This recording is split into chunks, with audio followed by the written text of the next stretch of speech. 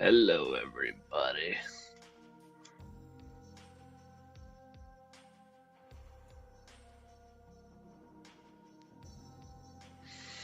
Hello, hello, hello, hello, hello, hello, hello, hello. Welcome, everybody. It's good to see you here.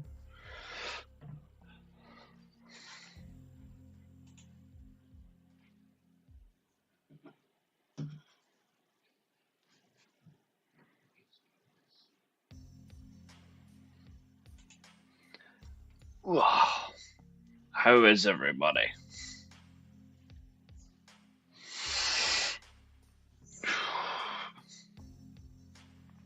They certainly on this night.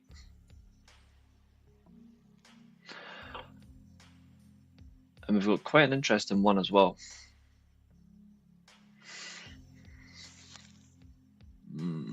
Yes.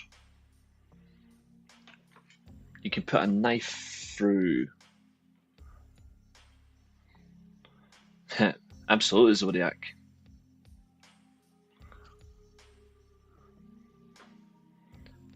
But I think the most important question before we even get to that is how is everybody?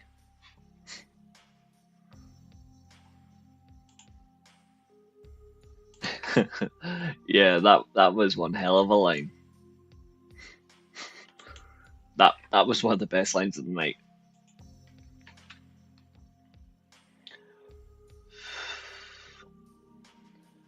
What news have we got? Let's see. I opened Twitter straight away and it's straight to Deonna Purrazzo. Twitter's good.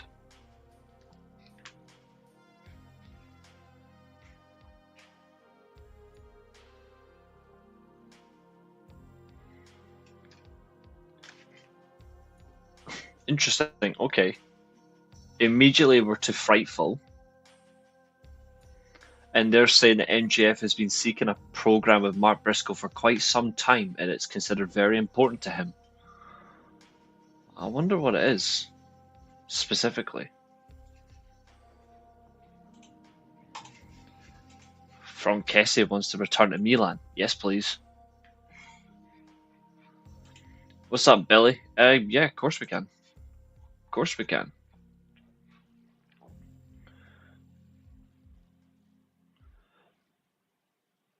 I mean, I'm not entirely sure what these could be, but this one's for Billy. Alternate tribal chief monikers are being considered for Roman for when he returns. Whether they're going to be, I don't know.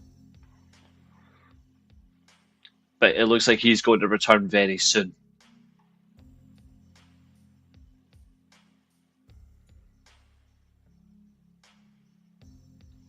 Yeah, he wants to work with him, yeah. Rhea Ripley has said she wants to be in the upcoming Terrifier 4. Well, if she's in it, then I'll watch. These rankings are becoming so damn biased, it's actually ridiculous. You think he's going to stop Rollins? Hmm.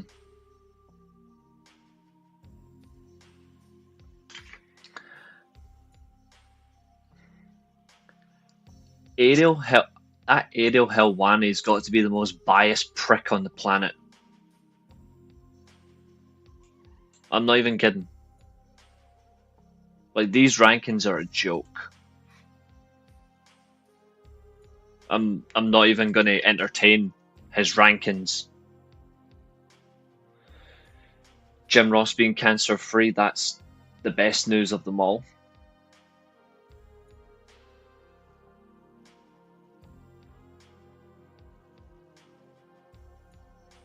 What else have we got?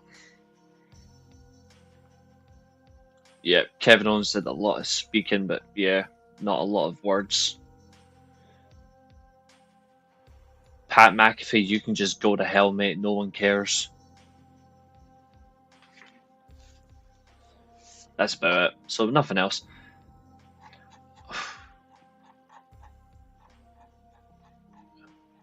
He's ranked the top 10 men's and women's wrestlers, like his power rankings. And this is his top 10. I've seen it. It's not a lot of speaking, but what he said was funny. This is what he said. So that's his top ranked men and for his top ranked men.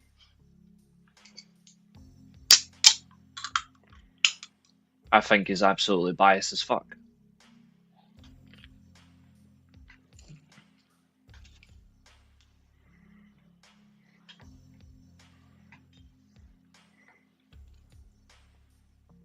And this is his top 10 women.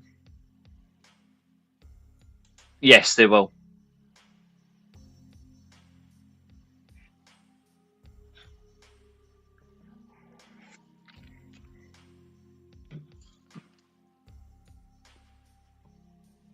They shouldn't need to take over. They'll just do their own thing.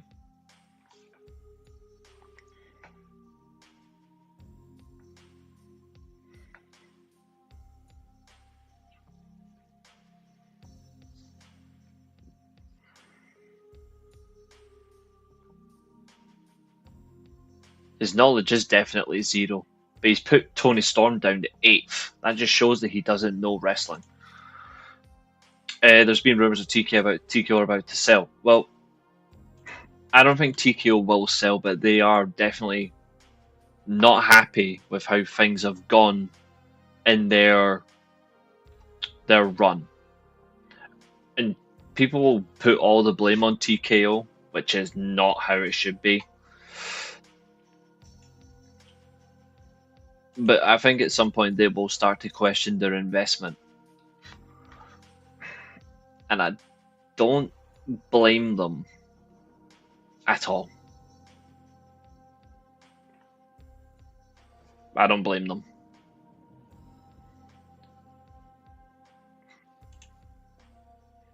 Should be in the top 3. Pinchy. I've got something to show you, actually. I've been meaning to show you this.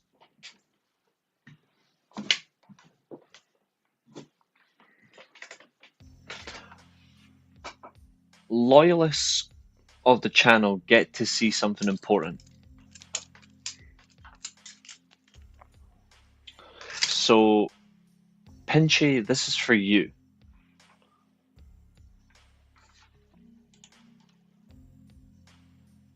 They are only responsible for 3 or 4 issues.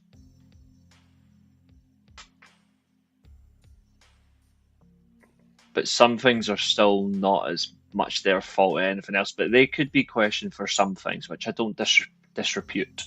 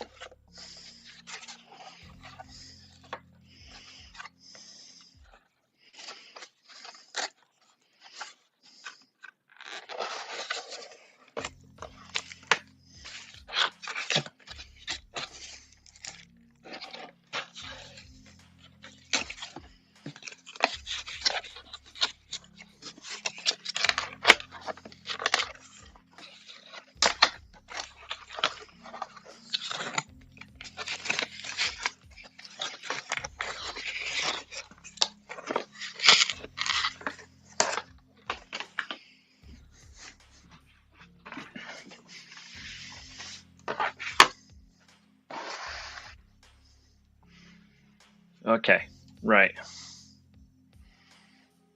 Yeah, I'm okay. I'm good. Don't worry. It's not a lucha mask.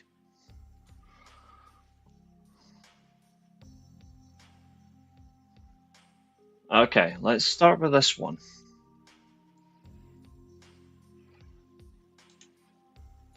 Nah, I don't think so. I don't think so either. I think the problem is they were ruined by what they were working with and they chose to leave. They actually did the right thing. Now, let's see what have I got.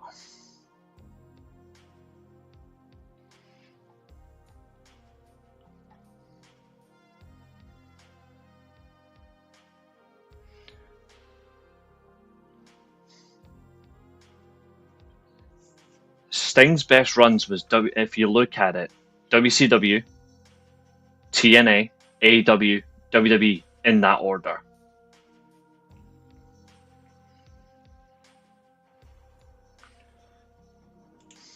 Oh, 100%. 100%.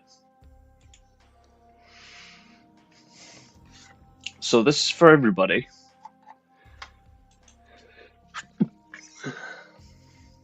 So still need to plug it in. But down here,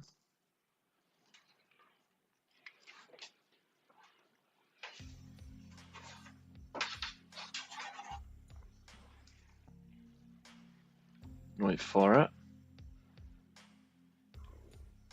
In this box, Nintendo 64. And right beside me,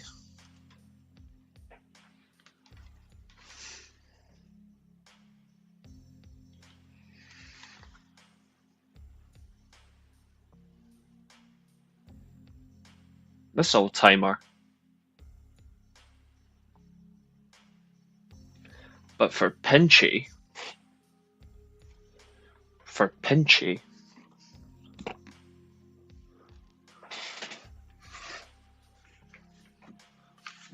this is for Pinchy.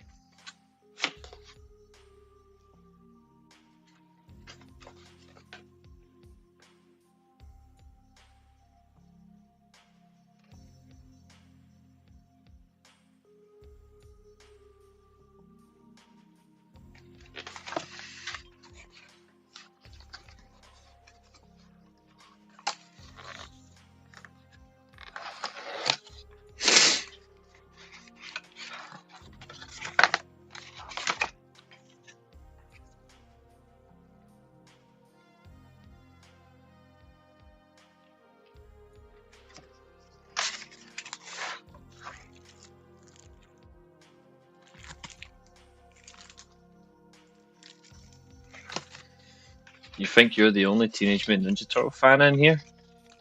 I don't think so.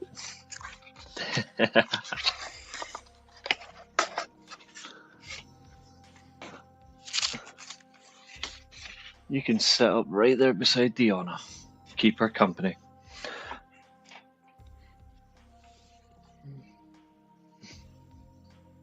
So there you go, Pinchy. A smile just for you.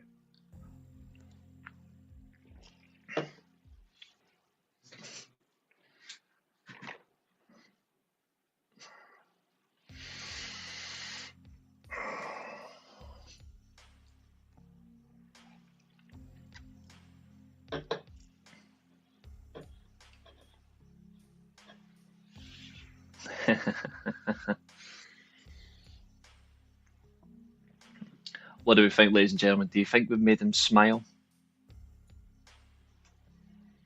My favourite Ninja Turtle, you literally almost guessed him. If you had to put my order and ranking, it goes Donatello, Raphael, Leonardo, Michelangelo. But that's because of how I like their characters. But the funniest is Michelangelo.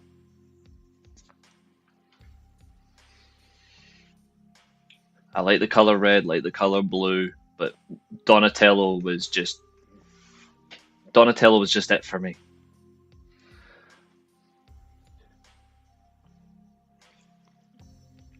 But it's not my favorite character from the entire franchise.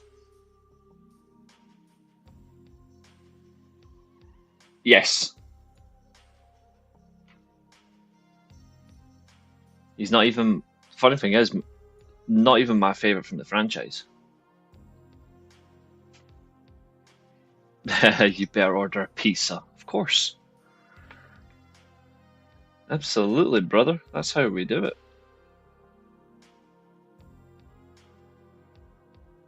That's how we roll in the Shire. Honestly, I don't think she made sense for the film.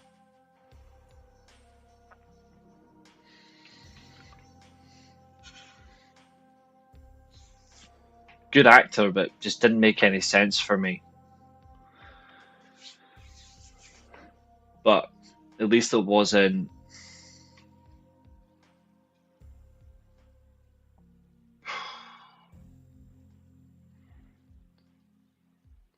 At least it wasn't the weirdo that played Captain Marvel.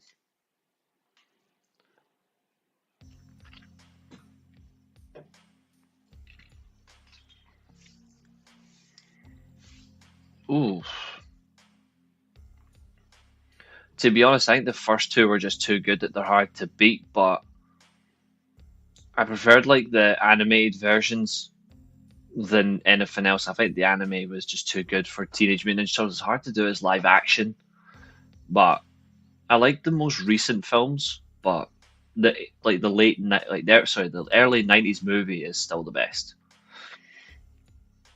Like it just had everything, and I'm one for film roles. I'm one for enjoyment, but when it comes to the Turtles, my favorite character shouldn't surprise you overall.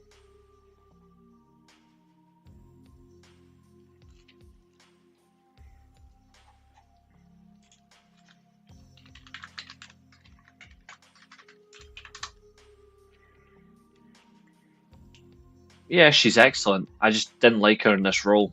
It didn't, for me, it didn't fit. It's not Casey Jones.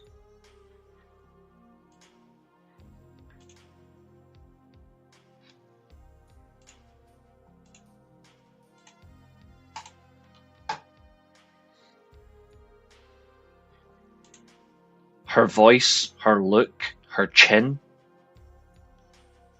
She's a terrible actor.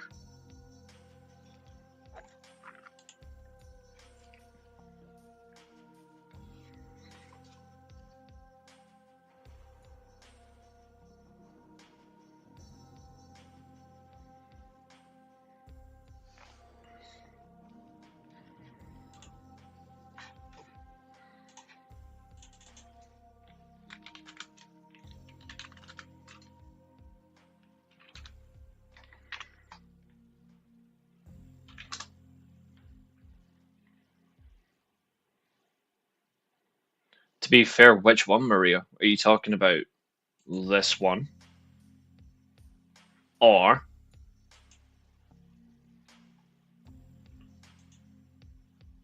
this one?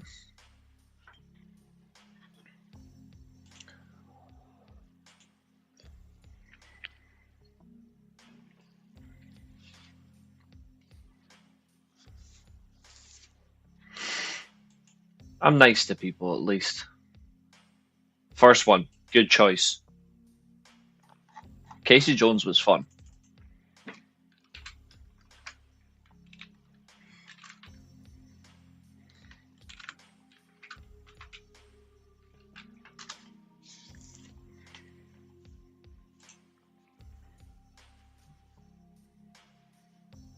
This is one of the absolute best cartoon series ever.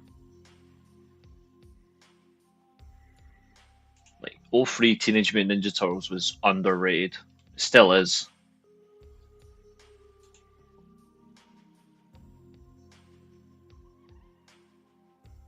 I remember when Leonardo lost his swords. It's too good.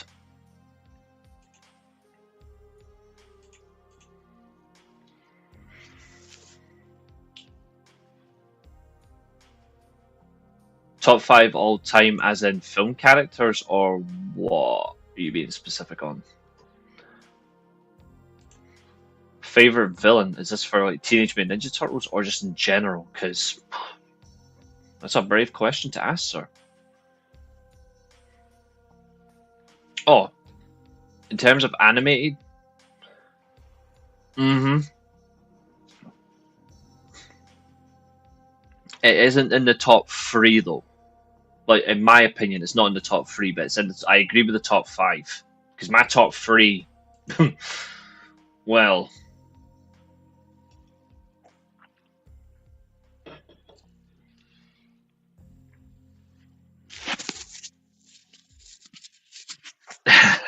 someone knows my mind too well. Not in that order, but yes, those are the top 3 by far. For me, it goes Batman, the animated series, Spider-Man, then X-Men, then Teenage Mutant Ninja Turtles, and then number 5, Batman Beyond. Batman Beyond just misses out just by a little bit.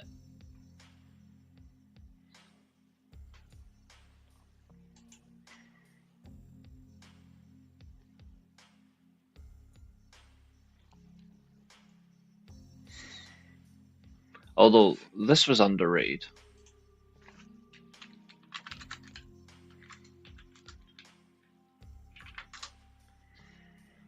Number 4, I've got Teenage Mutant Ninja Turtles as number 4. This show is underrated.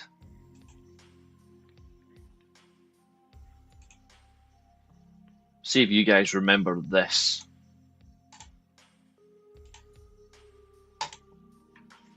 The Justice League animated show was good as well.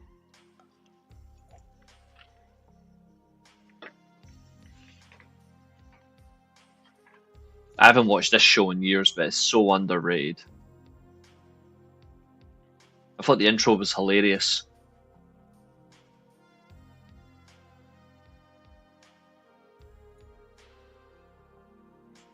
But then again, those are for characters. This is undisputed.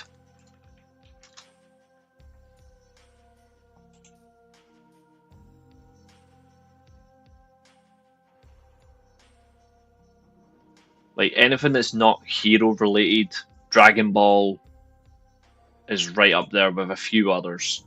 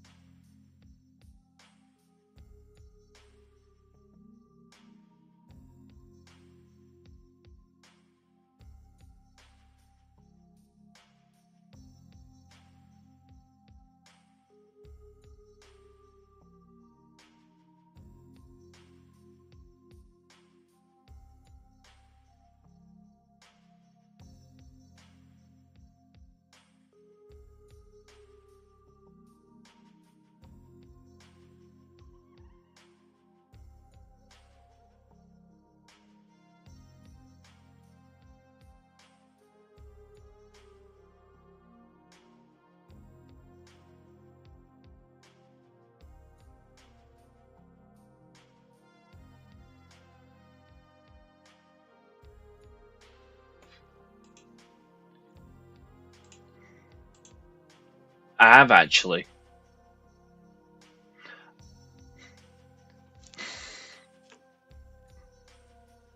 That's what I think of it.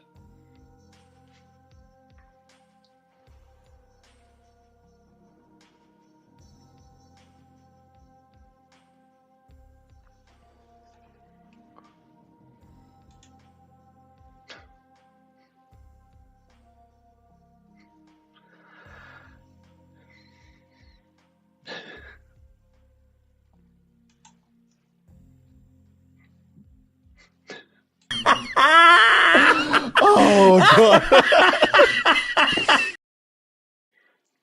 I never thought we would get an ooh Chavo in the chat.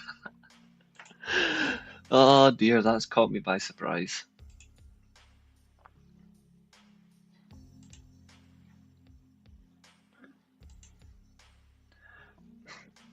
I think there was parts where they just let themselves down. It's hard to write a character like Spawn.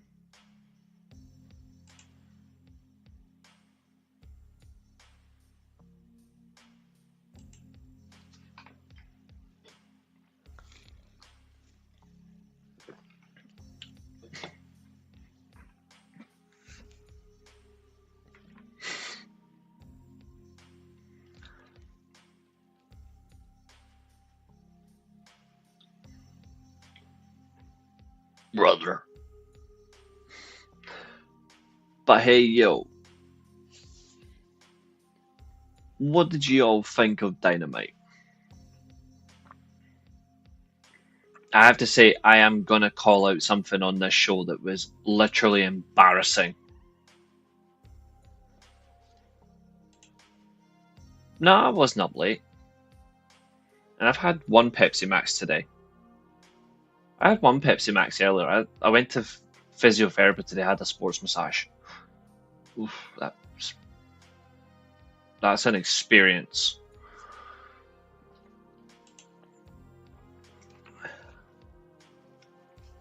Funny you should mention that.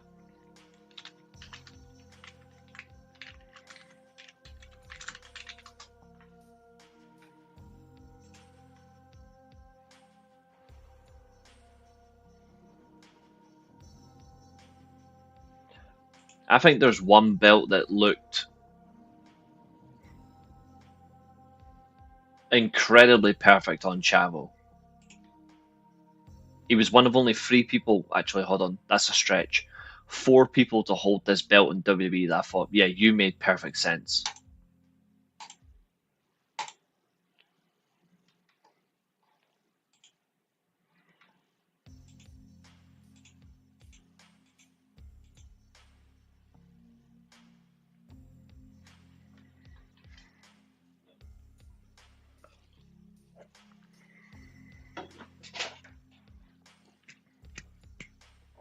The American TV title.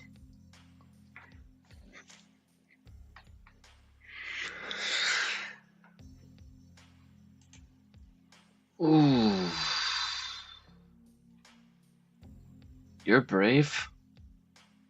I'm just gonna hide for 2 minutes, Stussy, whilst the chat comes for you. I'm just gonna hide. 3, 2.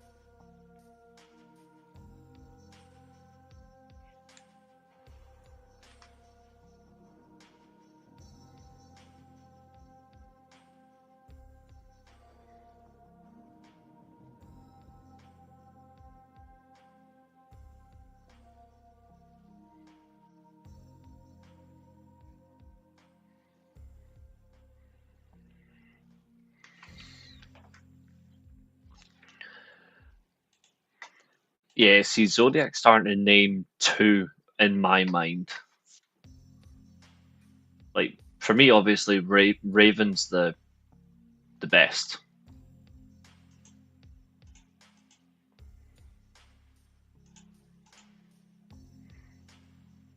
Raven, Shane Douglas, Taz, Sabu, RVD, Terry Funk, just incredible.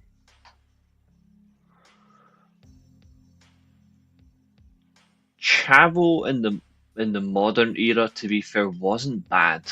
The problem is the brand was dead.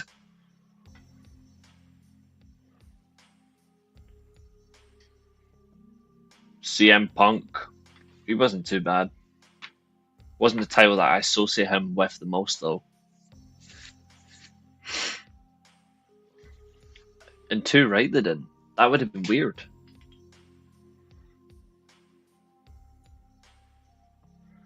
I mean, could you imagine fucking the Big Slow comes out to ooh, Big Slow. Actually, please don't.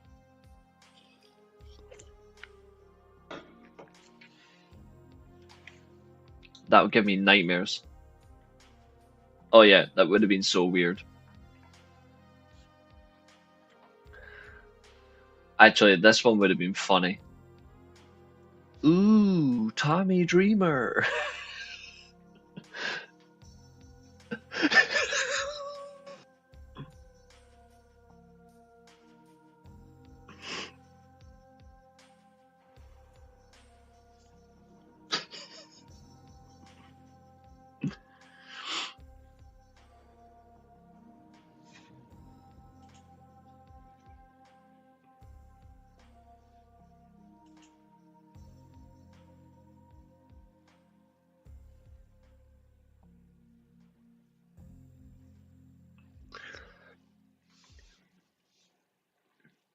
Ooh, Nitro.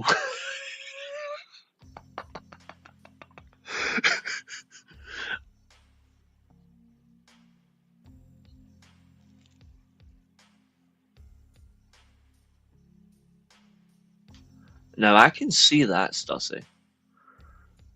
This one would have been so funny.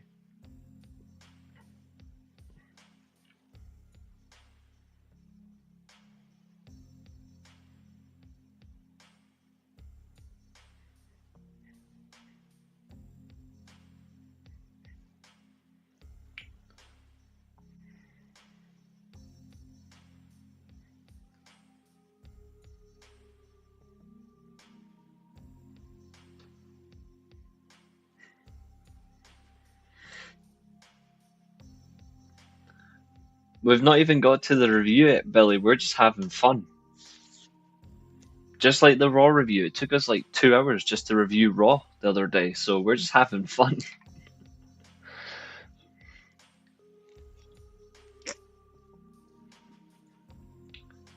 To be fair, he didn't technically win the match, so no one remembers Brian Kendrick as WWE Champion. Although, to be fair, that would have been interesting.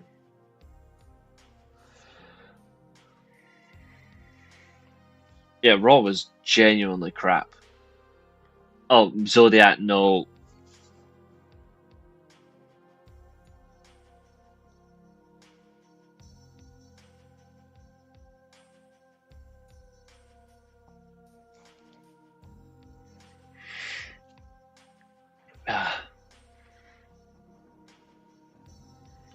Oh, yeah, I mean, he never got to hold the damn thing, but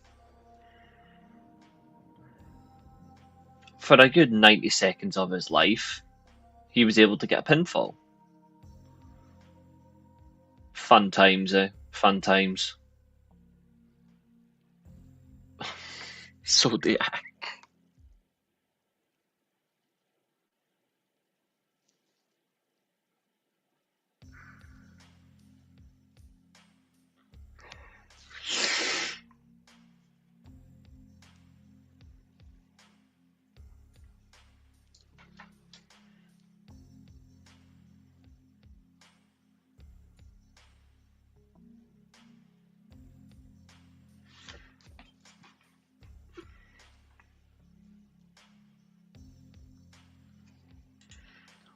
I mean, so could I if I chose to make one.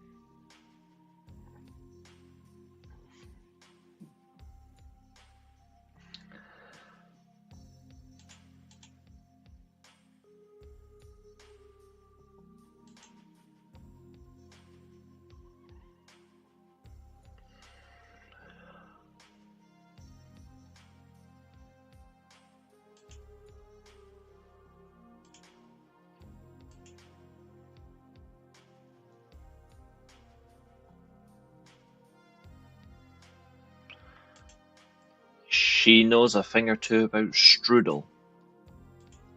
That little poodle.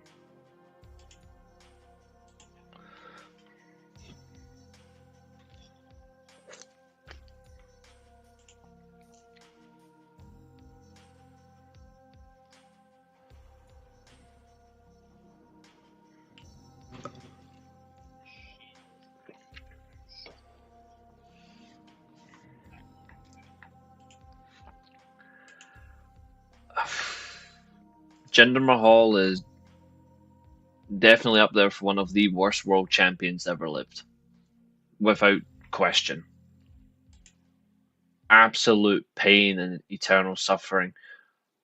But Jinder Mahal isn't worse than Vince Russo. That's the worst.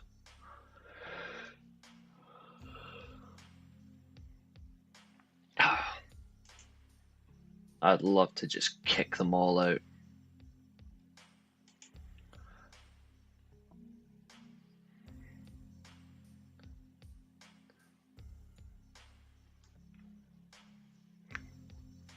Thank God they made that happen.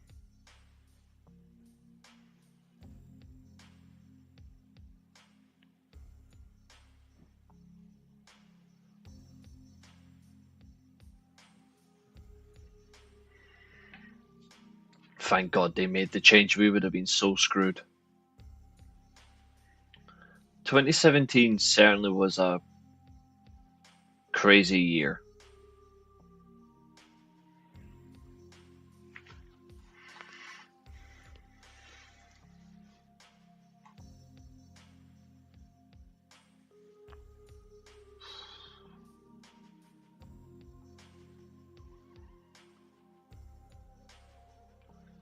Okay. So.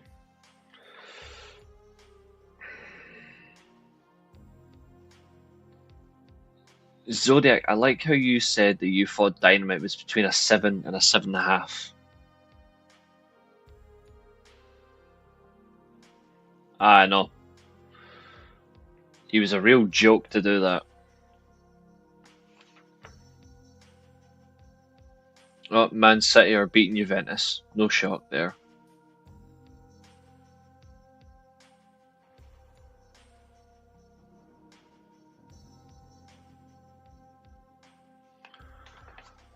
But yeah, 7 to 7.5, I think is very adequate or fair because I know that they really let themselves down with so many changes.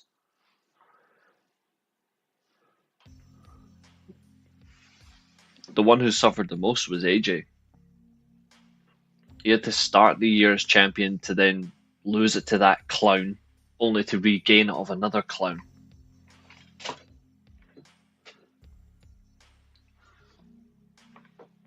Yeah, it was so bad. Like, that shit shouldn't be happening. But it's not even that for me. There's so many other things that are just embarrassing. So I will say this though. I'm gonna give it a 7. I'm not giving it any higher. But it's still better than Raw. Like, that's the fundamental reality, that a 7 out of 10 AEW Dynamite is still better than a Raw. That's something I did bring up yesterday, Maria. Body Slam Net also posted this. So did What Culture.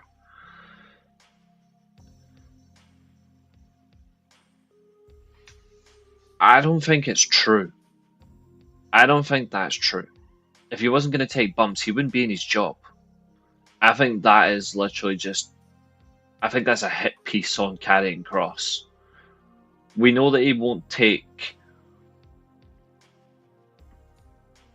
He might not take specific bumps like on his back flat, but he'll do it sideways to protect that injured arm that he's had for so long. But I think it's a joke. I think it's a hit piece on the man, and I think Frightful should be ashamed of themselves for doing this. So should What Culture and Bodyslam.net. Like, do they not know what Karrion Kross went through on his right arm? Like, he literally separated it. And he didn't get surgery or nothing. He let it heal itself naturally, which is crazy. So I stand by Karrion Kross, and those media clowns can disappear.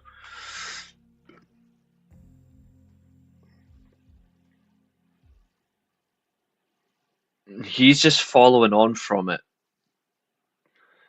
He's not even. The funny thing is, though, I don't even think he's the worst one that works for them. But he's a very strange person, and I've stood beside him, and I've seen those eyes. Oh, I know you do. I know you do.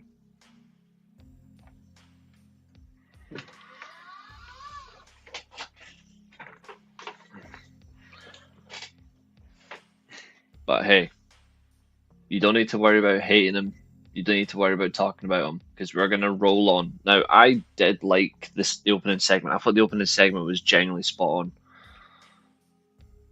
The way that it was done was very precise, and they got it nailed on.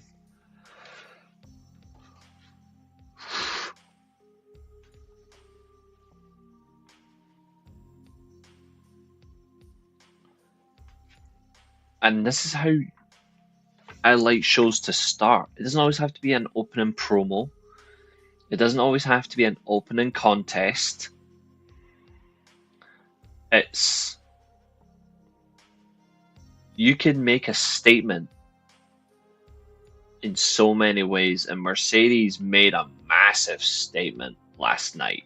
And it was a great statement in the right manner of it, and I was really impressed. Because they're following up from last week, and I like that they're continuing this story. Oh, but hold on, don't worry, I'll go back and correct myself.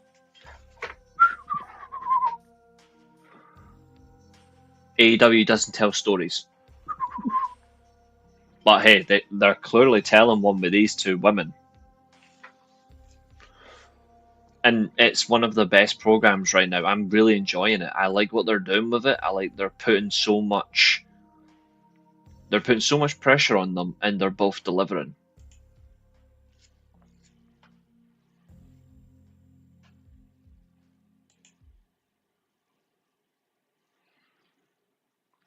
Yeah, they shouldn't need to, but then again, it's hard not to say one company's copying the other in terms of the whole thing, but the whole entering the arena thing or entering the building is something that WWE are so obsessed with right now that I get where you're coming from. Me personally, I would have preferred Toni Storm coming out of her dressing room and gets attacked. Like, goes around the corner, bang, knocks her ass out. Yes, Scotland will qualify easily.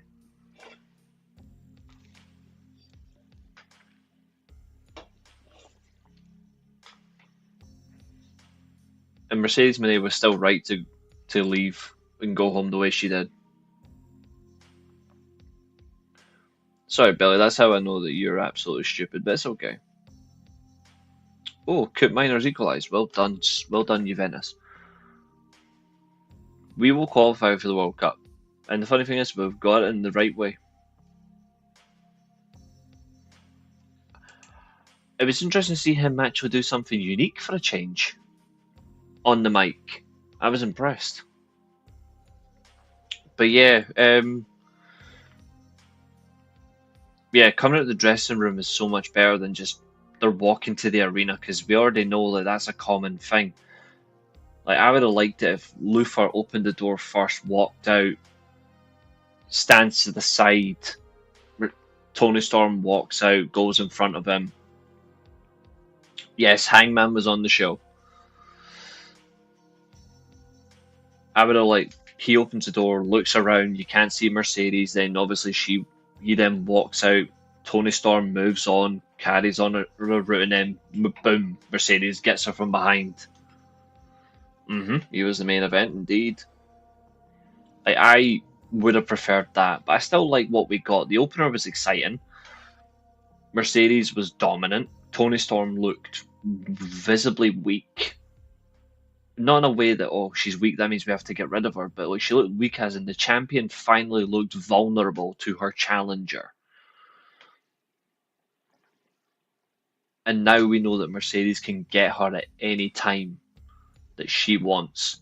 If I was Tony Storm, I would love to rebound this, like, in the best way. Like, I want to see how they respond with this. Are they going to do it Collision, or which is tonight? Like, there's 3 shows on. Well, there's not 2 free shows. Sorry, there's 2 shows on tonight. I think Ring of Honor's tomorrow.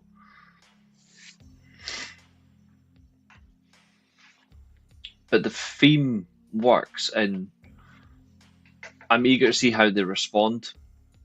So Tony Storm obviously gets attacked from behind. They come out to the stage. Mercedes Moné puts her in the statement maker, chokes her with the submission hold. Out comes Mina Shirakawa, gets her own. Oh yeah, they're very easy to hate, and that's a good thing. Like, they're cocky little shits.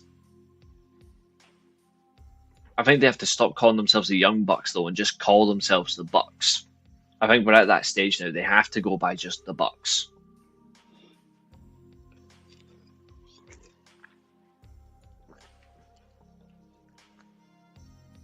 But I like the mannerisms that we get from from Mercedes Moné. Tony Storm's selling of the attack is brilliant.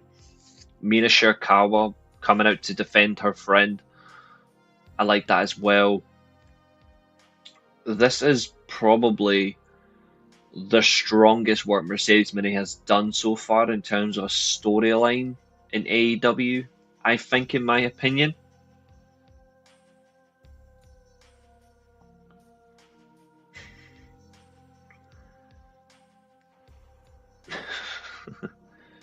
I think when you look at what she's done, like Willow Nightingale, Statlander,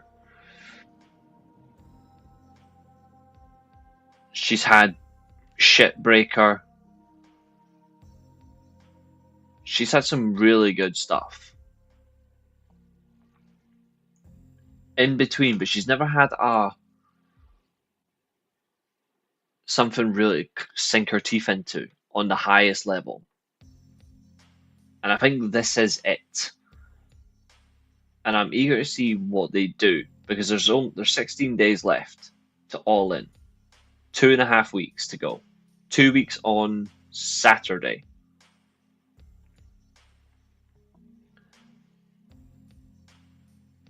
And it's nice that, unlike last year, which I can say comfortably because I was there,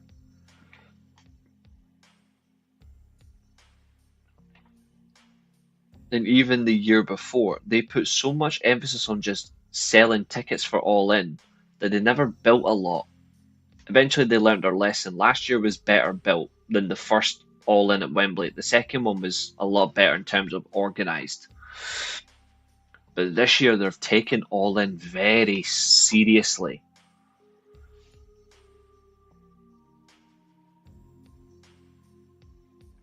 Like, they take it seriously. And that's key context.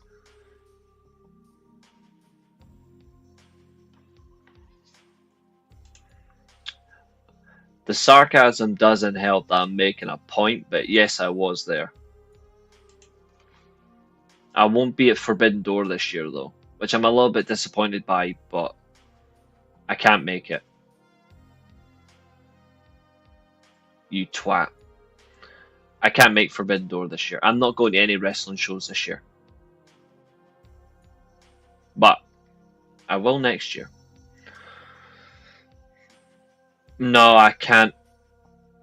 My driving test is literally the week after, and I want to make sure that my back is not gone by that point, and I want to make sure I'm focused. I might do a watch along for it though. I might do a watch along for Forbidden Door. So there's a special treat for all of you.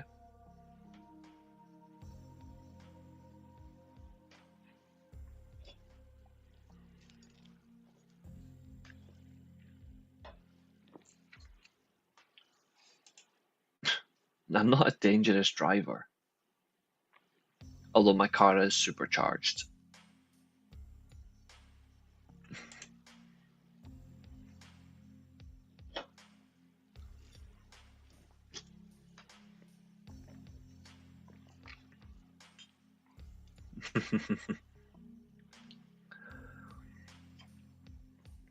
But All In is being so carefully prepared. And this show actually does that. You've not seen my car before, Billy. Hold on, I'll show you. I actually have an edit of it right here.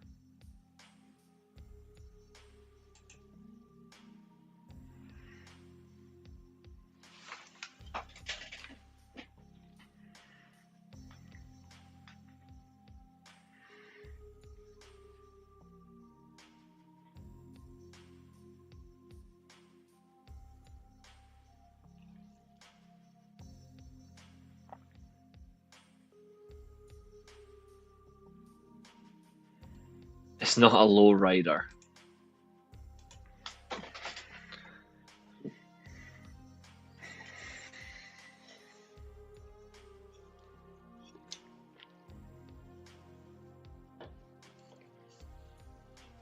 It's a GDM Nissan Cube. It's not a standard Cube. It's a fucking beauty. I didn't. We're gonna come to that, don't you worry. So, they are treating All In properly. They're treating it like a pay-per-view. They're not treating it like a bloody house show with money. They want to give fans their money's worth. They're putting time and investment into their feuds. The Women's World title is being treated like a serious moment now. Like last year, it was still important, it was still a good story, but this is levels ahead. So it makes you question the reality that we're going down. And this is what I like. So, Mercedes Moné stands tall. There's two and a bit weeks left until All In. I'm expecting another face-to-face confrontation, if not two. But I think the final week, the final Dynamite, will determine who is going to win. I think that we won't know until late on. Like, I don't think they've actually come to a decision on who to put the belt on. Do they make her 7 belts money? Or do we continue to push this storyline?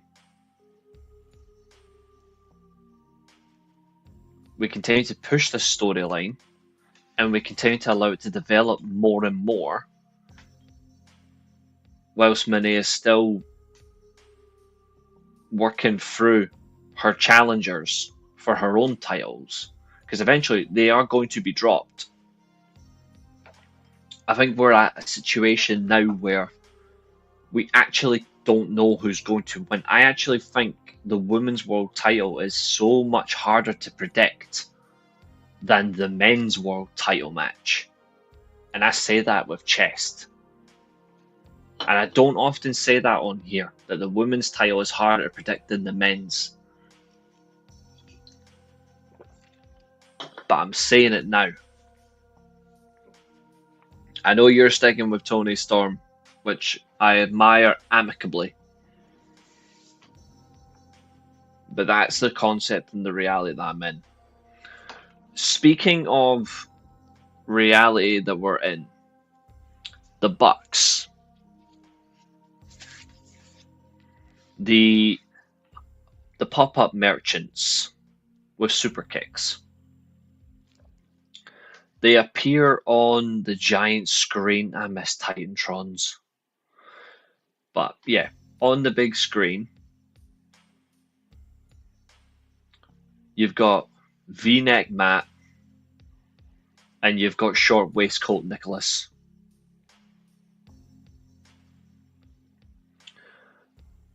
And they are little shithouses.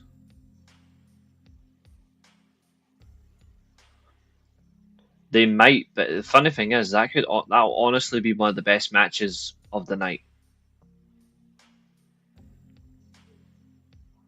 But here's the next part. So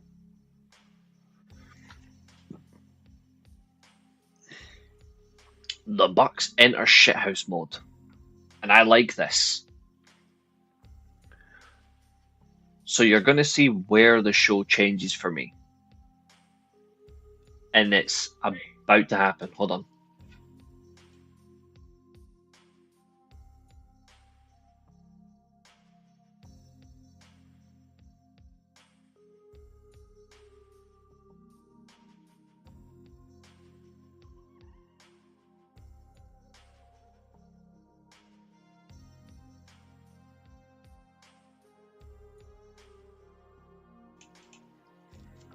Fair enough.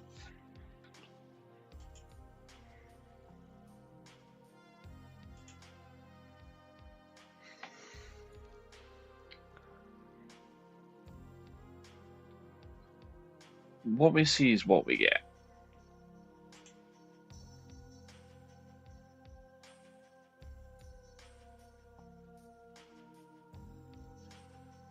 And Billy, you might be right. They might have Mercedes win. I don't know. I'm undecided. Truthfully, I'm undecided.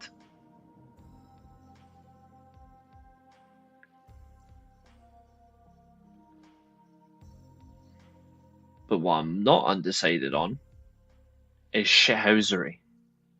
It's brilliant. It's funny and it's worth it. And the Bucks troll Will Ospreay and Swerve Strickland here. They troll them.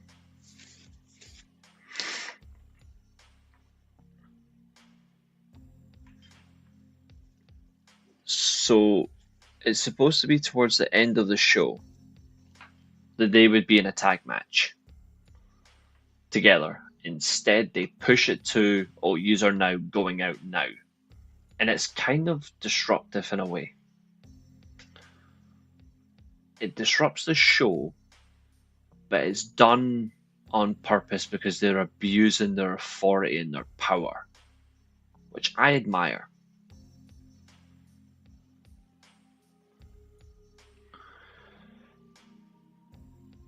So you get to see Will Ospreay running out quick. He's not prepared at all. He hasn't stretched or anything like that. He's not ready to go. But he still comes out. The crowd loves it. Swerve does the same. Swerve is in the middle putting his t-shirt on just to come out on the entrance ramp.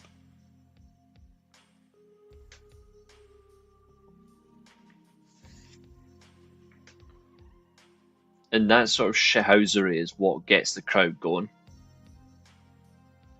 I like this. I admired this segment. I thought it was really funny. What I didn't like, however, I'm going to say something that I haven't said in a long time. I hated this match.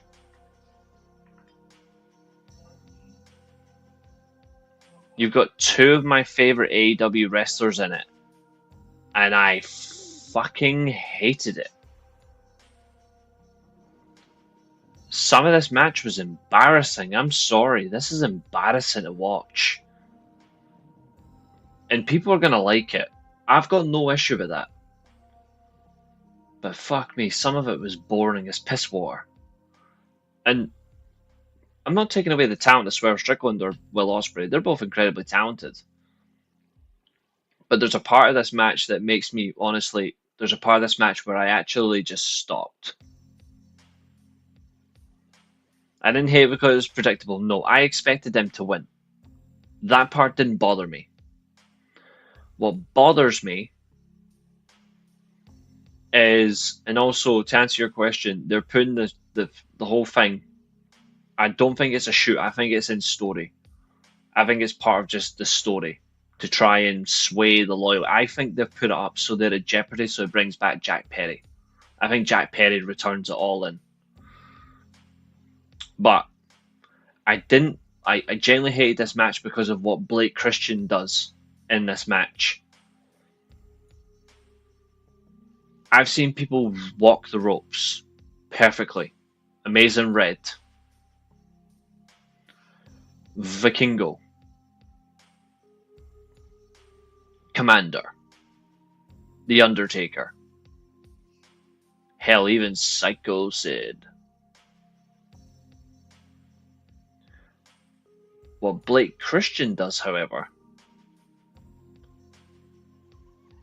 that is an absolute joke. And I'm sorry, but it's embarrassing. Amazing Red, a lot of people love what Rey Mysterio does. I actually preferred Amazing Red. Like, I got so much enjoyment of Amazing Red. Like, so much more enjoyment. Even though I absolutely adore Rey Mysterio. Like, Amazing Red was something else to me. Like, he was a different type of gravy. And yes, Mark Briscoe is a treasure. But yeah, Blake Christian. I'm sorry, the way he walked that rope was beyond pathetic.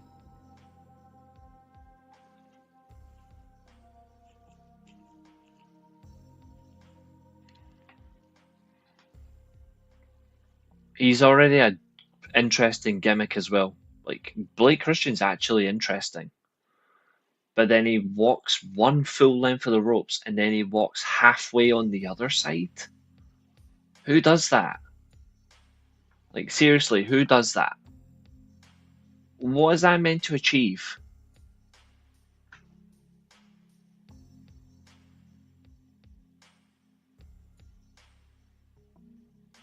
Question? The answer?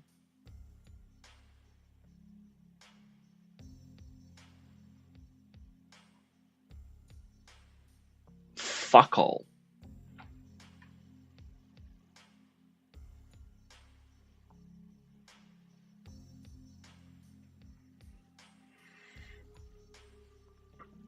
Like, that actually disappointed me because it actually disrupted the flow of the match. Even though the match was literally just, we're going to put our two of our best talents under serious pressure already by not having them prepared to come out, because it obviously makes the heels more interesting. But this was just, that was shocking. And after that, Swerve just didn't care at that point. Like, he was like, pfft. Will Ospreay's like, well, okay. Give these guys another match and don't make Blake Christian walk 4. Just let him wrestle normally. The way it's going, potentially. I don't think the Death Rider will fully end though until Darby Allin returns to get his hands on Moxley. Now, to answer this question, to answer this point,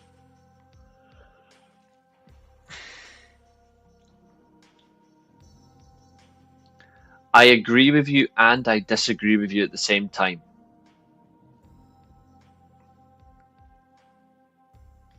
And I'll explain why later.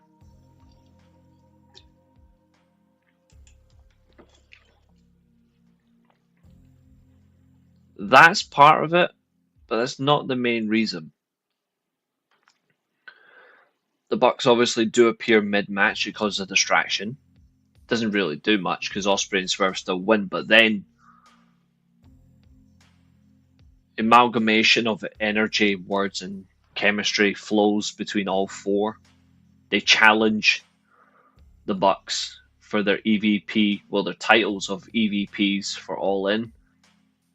The match is made, and then Swerve decides to Swerve stump the lot of them.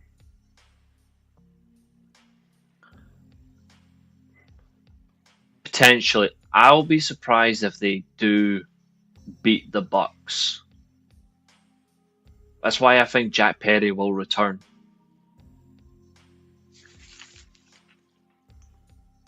But then again, Jack Perry could return and inadvertently cost the Bucks the scapegoat.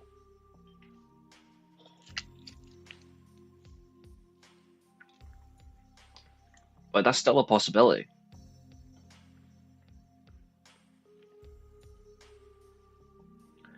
The last time I saw Jack Perry was in January in New Japan. I haven't seen Jack Perry since January.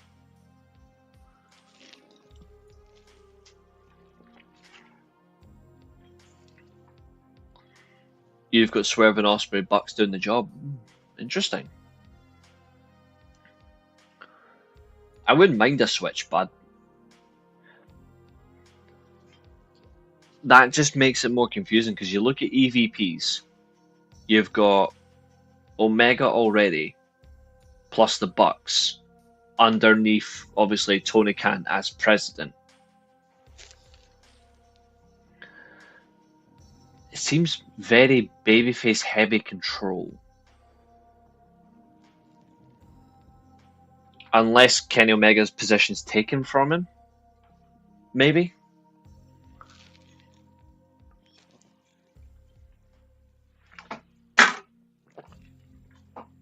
I don't know, I'm just speculating.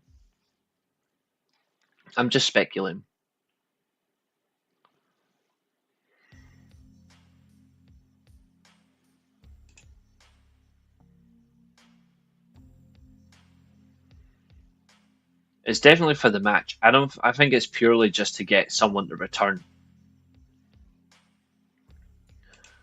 That's what I'm saying. That's potentially another one. Instead of accidentally doing it, he might just do it. Yeah, that's possible. He won't be. I think he's learned that lesson. Although I still thank Jack Perry for doing that.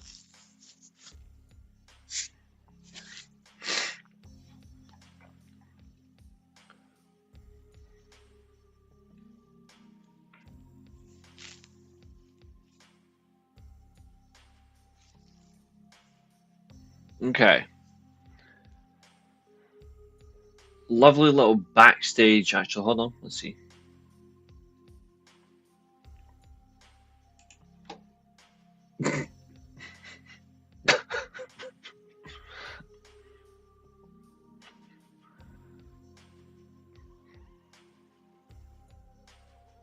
Fragile Phil.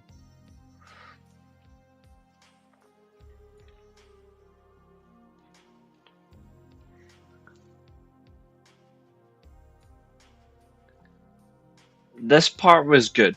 After some shit stuff from Blake Christian, this is a redeeming moment.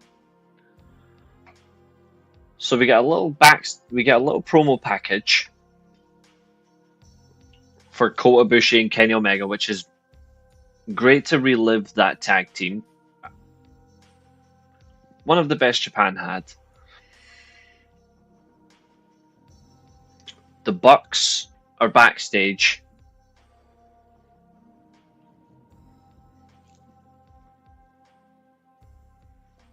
At the moment, no. He's just hypocrisy. At the moment, we have the Bucks encountering the Don Callis family. Okay. Then we get that incredible face-off between Takeshita and Okada, which I like that. That was short and sweet. It signifies it's a temporary arrangement. because we can see where they're going with this, which I like. Bear in mind he's about to go as well.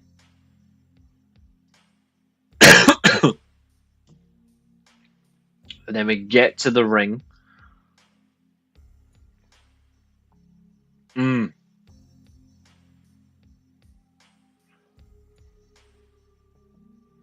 I mean, the way The Rock would describe it goes like this.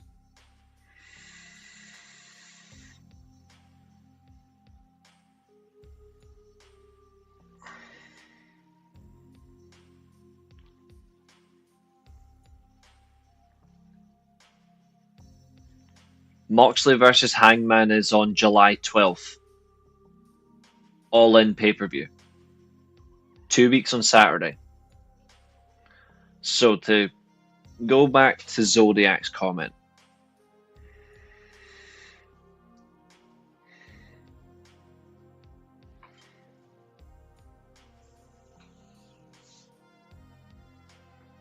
Electricity running through your body. Shivers running down your neck and your spine. And piss running down your legs.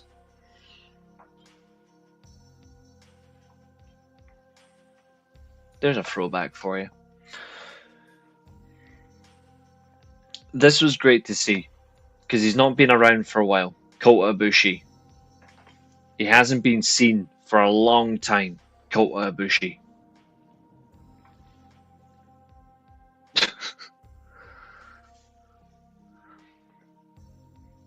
You never know, Glenn. Depends on what you're into. So this was really impressive. This is short and sweet, but it's my enjoyment of brutality, which I like. Kota Ibushi returns to the ring for the first time in so long. If there's enough sugar in your testes, you come on out, come down this ring, and come one-on-one with the Great One. Although, to be fair, it was a classic promo. Yes, it was. But then again, there's an even funnier promo that he does on Triple H that deserves more praise than it does in its entirety.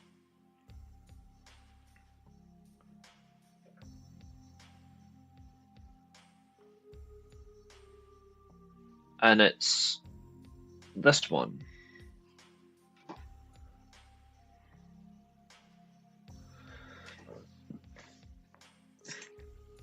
Which means, in the middle of the ring, and I got a $2 slut of a wife. The promo where he mocks WCW wrestlers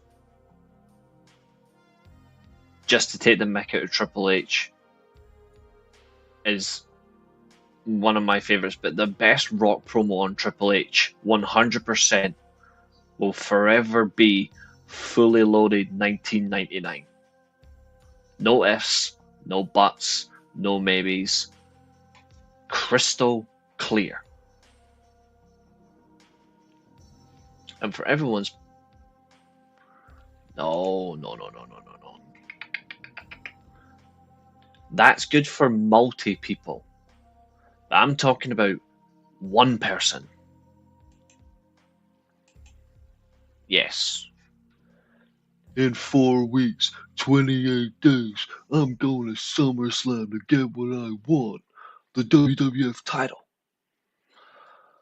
Well, Triple H, in 28 seconds, you're going to get exactly what you don't want.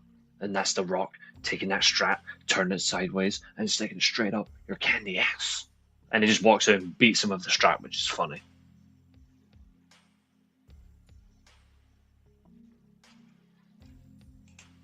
See, I remember every goddamn thing. Because it's just funny. Because he takes the piss out of Michael Cole, who deserves to get bullied every day anyway, so. National Bully Michael Cole Day is what is how it should be. You know what? Just for saying sake, actually. You know what? Just for fun.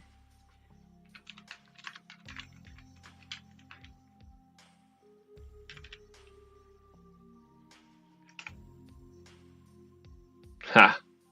What's up? What's up, Popcorn? How's it going?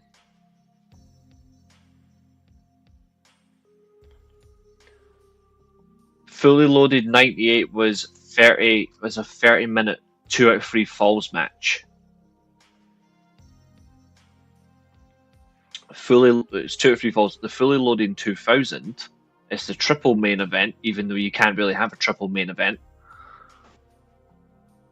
But you've got Last Man Standing, Kurt Angle losing to Taker, and Benoit getting screwed again.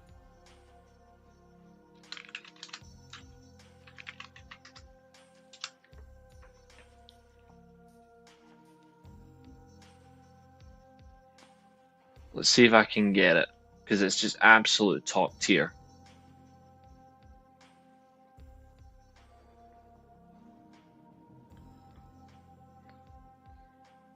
To be fair, I've always liked the Rock promo where he goes, "I am king."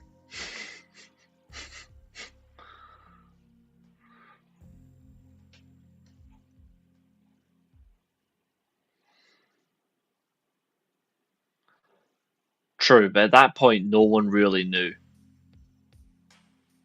I did enjoy his King of the Ring promo though on Taker. That was funny.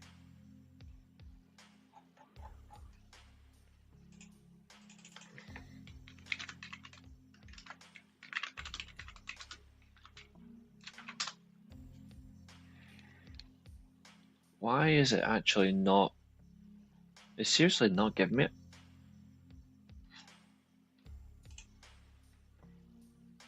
Want me to tell you something funny? I'm not going to hate you.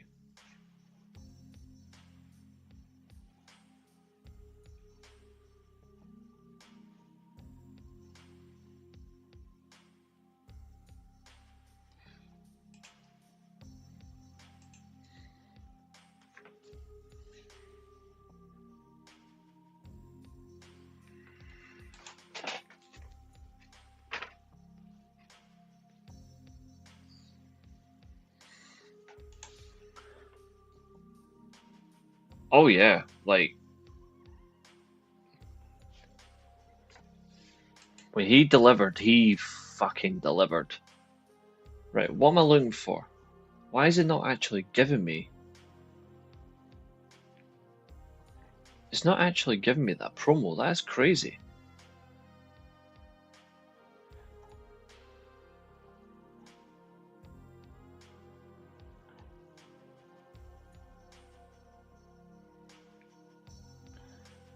I always enjoyed the way he mocked the "what" chant. That was funny.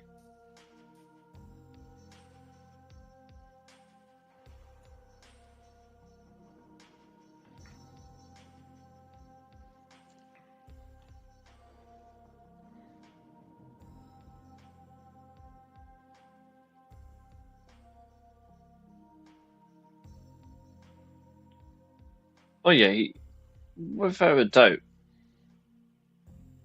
What's up, Roisin? How's it going? Right, where is that bloody promo?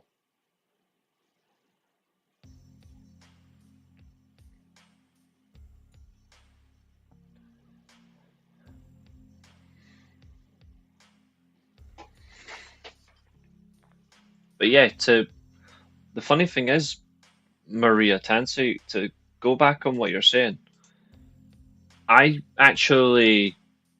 I think in terms of pure wrestling, Brett versus HBK is better. But as a match overall that tests you completely is a big shock.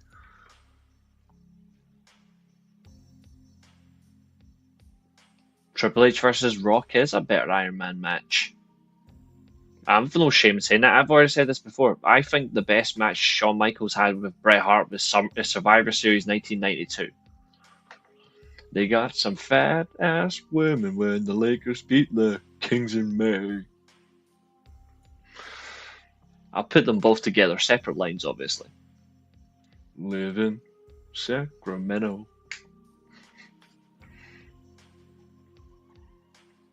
Incredible. Oh, that was top tier, brilliant.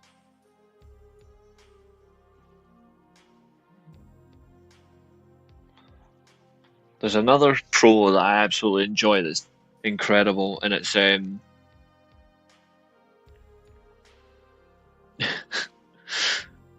uh it's the it's the promo where he basically asks everybody, "What do you want to do? Do you want to boo me or cheer me?"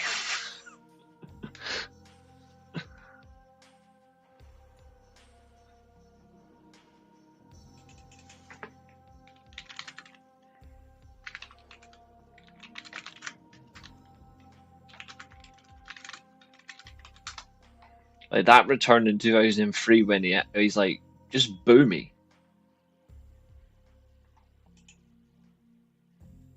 Hollywood Rock was just perfection.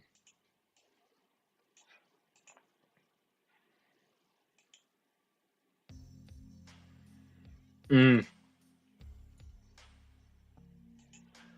you're not wrong.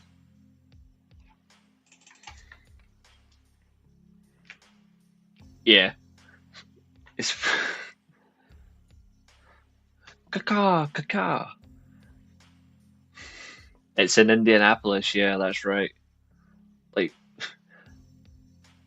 I love when he uses his phone to take the mick out the hurricane. That is that is top tier funny. What was I looking for? Oh yeah,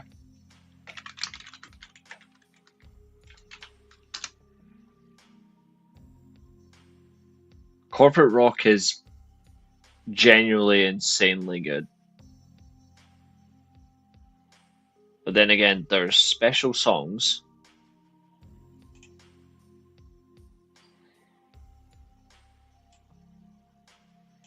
Obviously, his best wrestling run is 2000 2001, but his best like individual stuff is like Corporate and Hollywood. Those two separate moments are just perfect.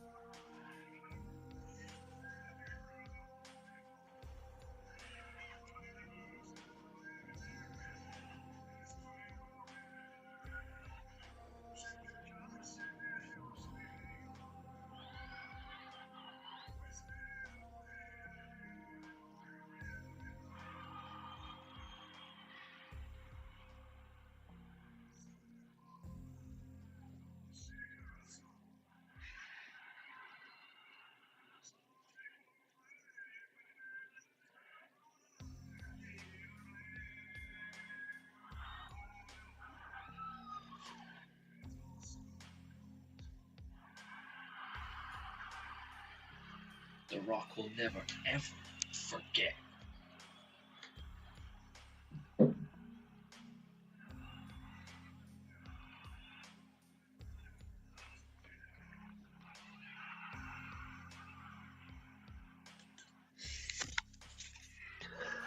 Ah, Joyce. Why do you think the Rock? Sorry, why do you think fans hated Rock at first, chanting "Die, Rocky, die"? Plain and simple.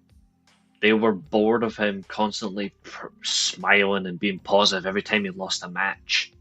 They were like, "Nah, this is boring." And they're like, "Nah, get rid." And it got that extreme.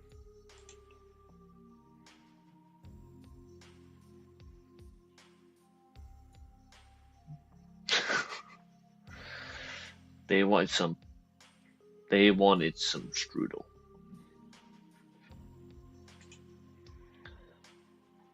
I mean, Nothing will ever top this, though.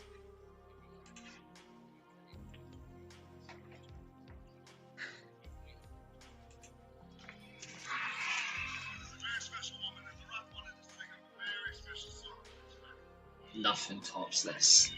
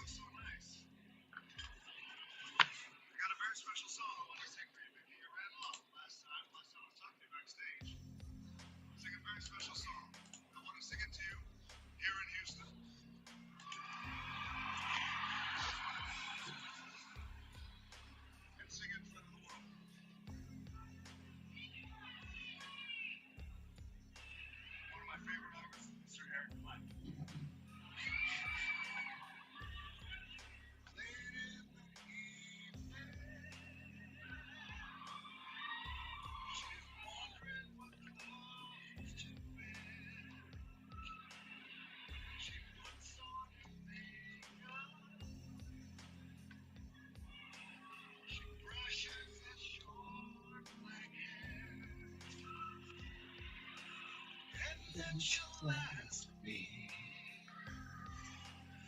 do I look alright? And I said, no, biatch.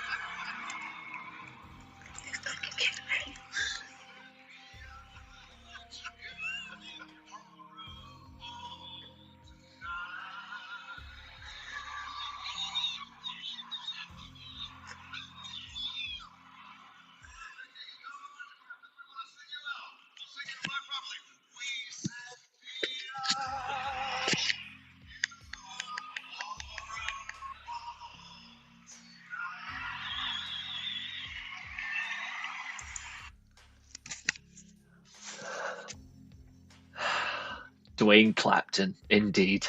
Matthew, good to see you. It's been some time, sir. Hope you're doing well. Ladies and gentlemen, that's your intermission stage. We're now back to Dynamite. Okay.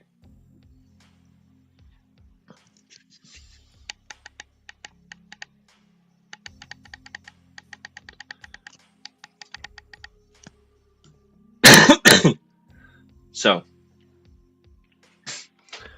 Kota Ibushi would get the win with the knee strikes. Fantastic. And then we get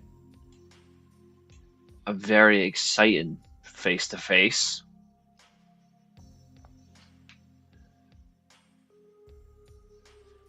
And then instantly, we are announced next week on episode 300 of Dynamite, Kota Ibushi versus Kazuchika Okada. Thank you. 100% Kenny Omega is going to return for this. He will return either before or during or after the match. Either way, he's going to be there. But sweet Jesus, we're going to get treated to something good next week.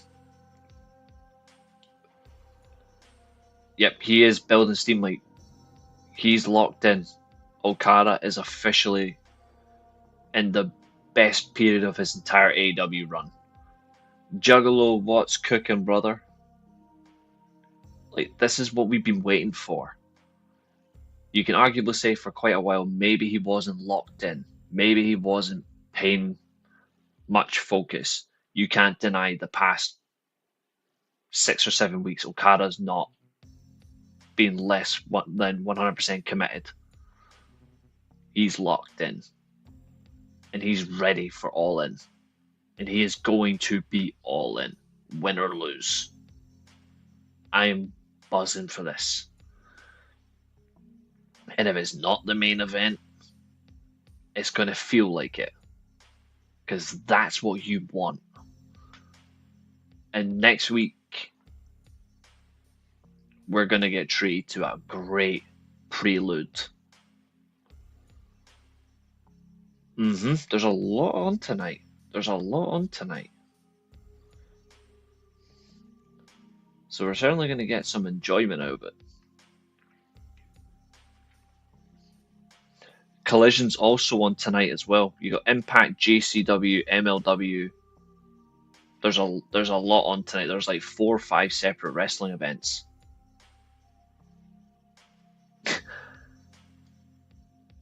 You've got the gore and the horror.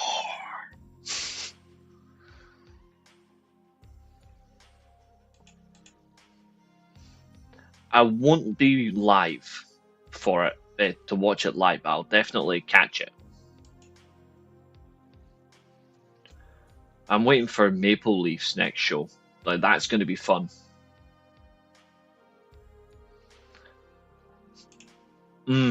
Yeah. I've seen they've announced Elena Black versus Deonna Purrazzo for GCW as well. I'll be watching that. But JCW's got some good stuff. I'll be watching as best I can.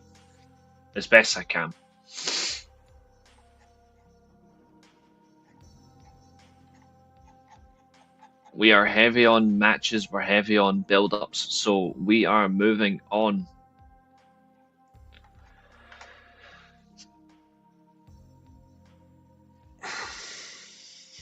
I know, it's wild, which is a good thing. I'll be reviewing TNA, but I'll watch both. I think what we'll do, because Ring of Honor's not on tonight, I think Ring of Honor's tomorrow night, is it not?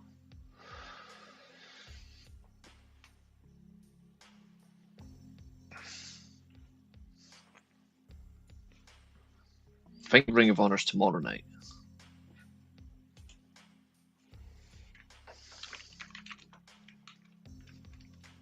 Collision and Ring of Honor's also on? Oh, it's early. Ooh.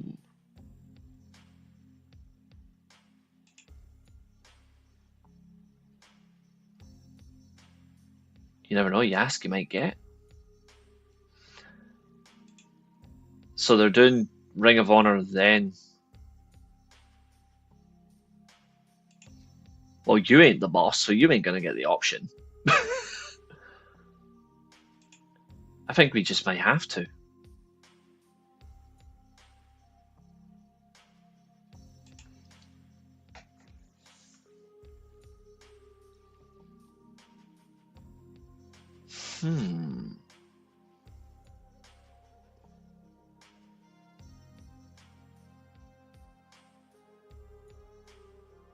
Okay, this is what we're gonna do.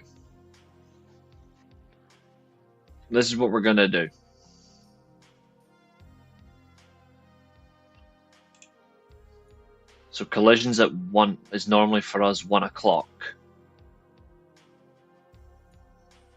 Does that mean Ring of Honor is going to be live in what, less than 2 hours?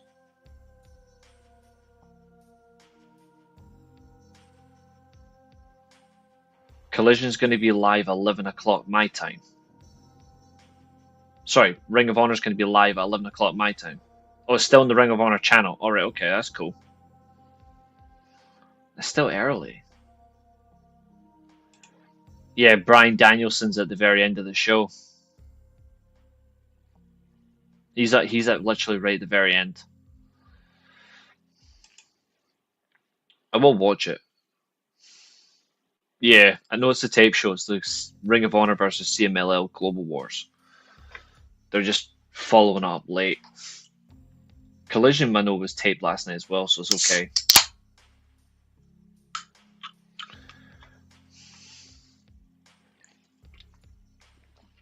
TNA was already spoiled last week because they released it early. Fucking idiots. Ah, fair enough. Like they already released. Yeah. They already released this week's episode of TNA last week. The minute TNA finished, they were like, "Oh, do you want to watch it early?" Who the fuck does that?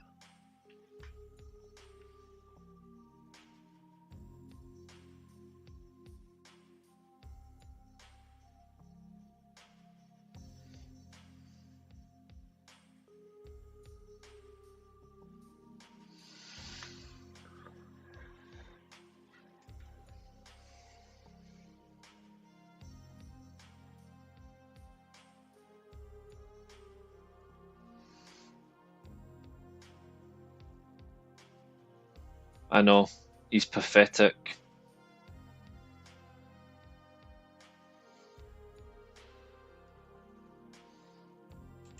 He is so damn pathetic. I honestly hate that still.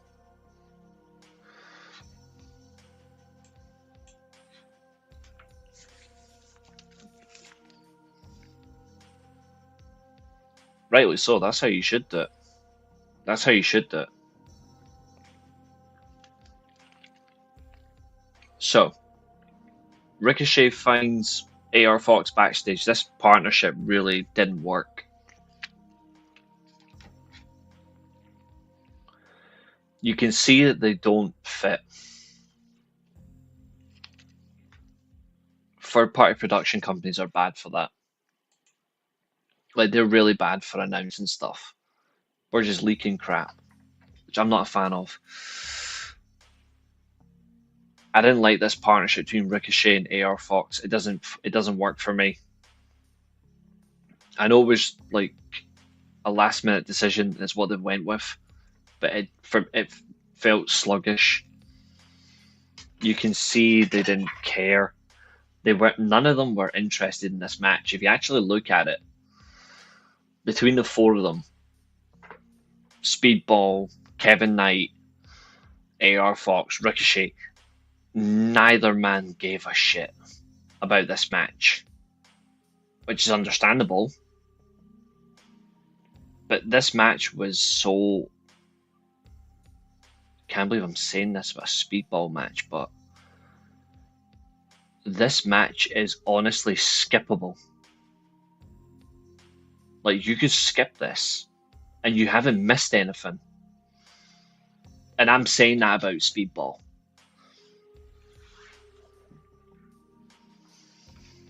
And I don't come in here to lie. I don't come in here to be biased or favoritism. Like, I'm coming in here being strictly straight down the middle as a content creator, as a wrestling fan for all these years. I'm being 100% honest. This is arguably the worst Speedball match I have witnessed. Because he did not care. Go and look. None of his moves were on point. He didn't look focused. He didn't look sharp. AR Fox, I agree. He keeps being made to look stupid. I feel bad for him. I know last week I said I think there's many talents better than him. That doesn't mean I don't like him. But he's being mugged.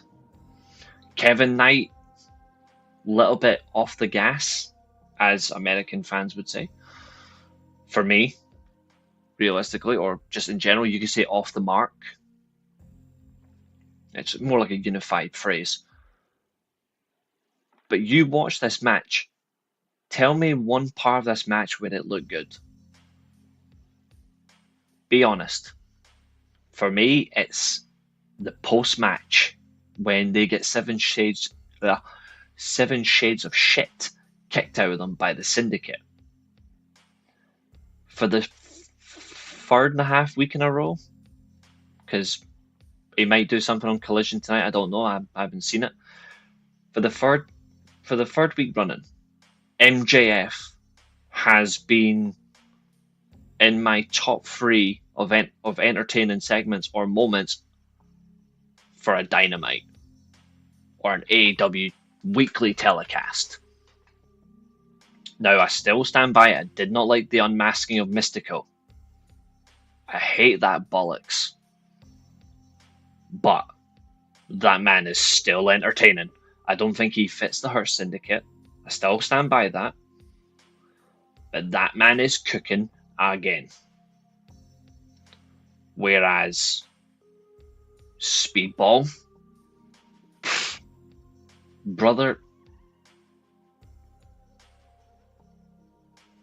you are fucking getting left behind. You are being left behind, brother. And I'm not even insulting shit here. I'm being honest. Kevin Knight, quality wrestler. I love Kevin Knight. Exactly, I loved the match. I just didn't like the unmasking. I hate I hate luchadors or masked wrestlers being unmasked like this. It does my head in. But I honestly cannot for the life of me say, if I said I love this match, I would have to do it like this. Because I can't say it with a straight face. I really can't. This match is fucking horrible. And for all you guys that have watched me, that are in here all the time, whether it be a TNA show, WWE show, AEW, pay-per-view stuff, or just fun shows, asking whatever you want, when have I ever said anything negative about Speedball? Specifically Speedball. Cage matches, yeah. Cage match isn't always reliable for sourcing dates. He did get on massive MLW. I hate this crap. I really do. Now, I get it if it's a certain situation between two masked men in Mexico, it's fun. It's a bit of fun. But I just ain't a fan. Did you like Owen with the Nation? Owen Hart as the Black Heart was fun. But to be honest, with the Nation, not really. Like, I think if you're going to have him with someone, he should have just been with The Rock as a tag partner. That's true. Like, I preferred when he just teamed with The Rock. I thought that was actually a good partnership. But Owen with the Nation of Domination, it just didn't fit. I don't think it really allowed him to be expressive. Like Owen Hart, when he returned and just started bullying Triple H, leading up to that, obviously, was excellent. But when he joined the Nation, he became an afterthought. Go back and look. Owen Hart in the Nation of Domination, he became that much of an afterthought that an impressionist trolled him over the size of his nose. Which was good funny stuff though, to be fair, I admit it was funny. But Owen Hart, he sunk quicker than the Titanic. And that hurt. Like, that hurt. But then he found himself with Jeff Jarrett again, and that was fun. Until, So to be honest to your question, Fernando, did I like Owen with the Nation of Domination? No. It just didn't feel right for me. Yeah, that line was funny. I actually think they chose the wrong person for the Nation of Domination.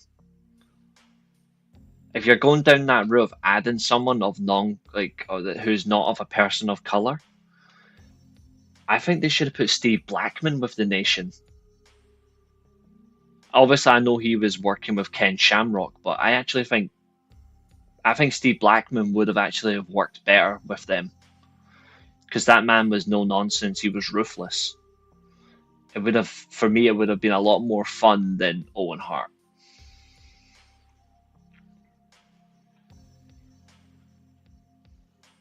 Whereas MJF with the Hurt Syndicate, does it work? No. That is correct, Abu. That's why I'm trying not to mention it. Surprised it took you that long to figure out. Whereas MJF with the Hurt Syndicate, I can see where it works, but I don't think it works. I'm still heavily conflicted, but I am really liking how he's going back to just being a ruthless little prick. It's been long overdue. Fair play, my friend, fair play.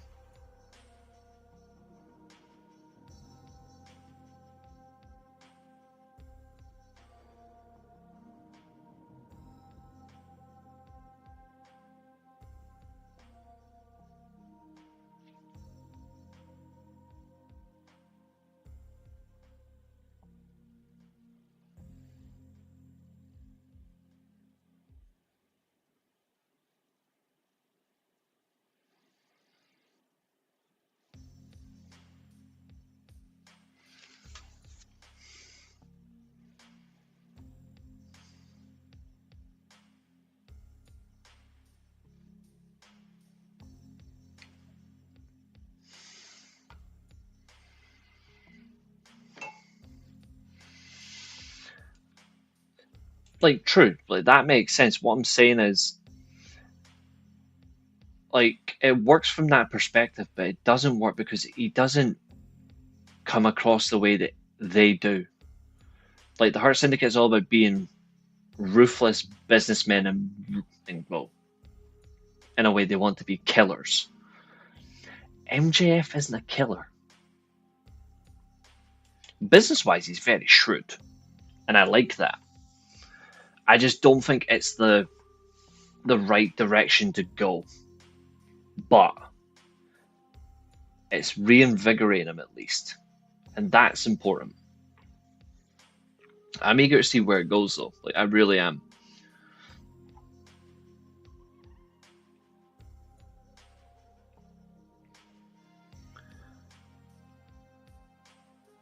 I will say this though, and this is my prediction early.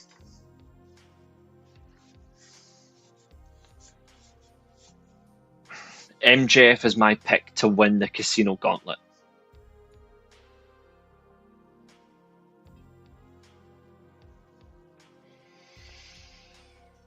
Yeah, they're doing this whole young genius thing.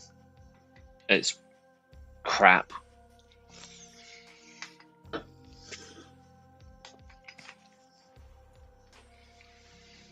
MJF is my pick to win the Casino Gauntlet.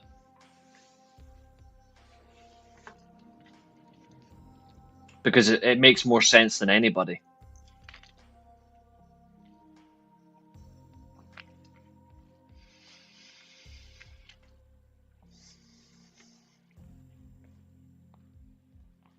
hmm If he wins it, yeah. He's getting back to good, Abu. I will say this. For a long time, I criticised that chiseled chin. But I will say that he is getting back to his best. I'm eager to see how it goes, though. What I will say, though, he doesn't need someone by his side, like in terms of at ringside. But I want to see more of MJF and MVP together, like matches wise. I really need this. I think you've got something special. You know, like people will talk about like Heenan with Rude, Heenan with Perfect, Heenan with Andre. His big three. You've got Heyman with Lesnar, Heyman with Kurt Angle, Heyman with CM Punk. And if you want to include him, I won't. But Heyman with Roman.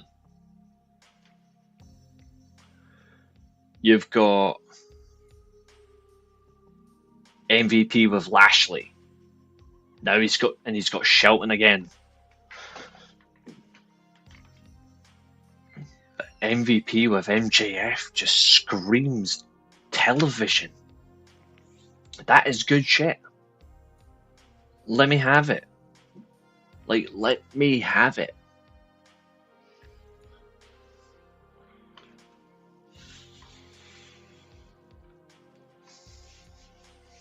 Oh yeah, he never did. He never did.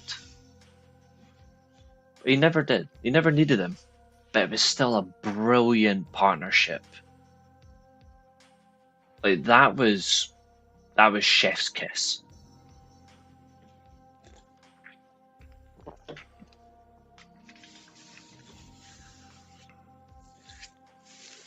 But the good thing about MVP is MVP doesn't have to do anything anymore. He doesn't need to be a hype man. He doesn't need to be a manager. MVP could literally just go, do you want to wrestle MJF? Sign a contract. Stand up to him. Ah, hold on, the champion's not here. Bye.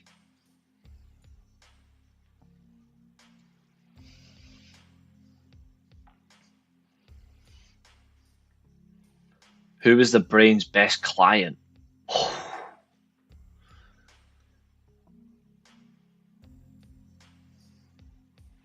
I know a lot of people say the most memorable one is probably Andre. For me, honestly, I think his best one was Mr. Perfect. That for me was the best. But even like Ric Flair, I've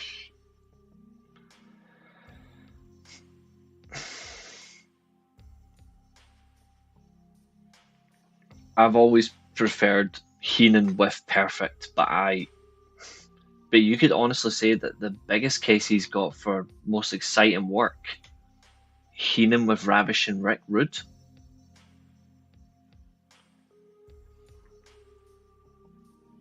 Rick Rude and Perfect are my top two, but in the opposite order. Perfect then Rude. I liked all of them together. I thought they were great. I like the Heenan family. Like King Haku was so good with him. The Brainbusters was brilliant under Bobby Heenan.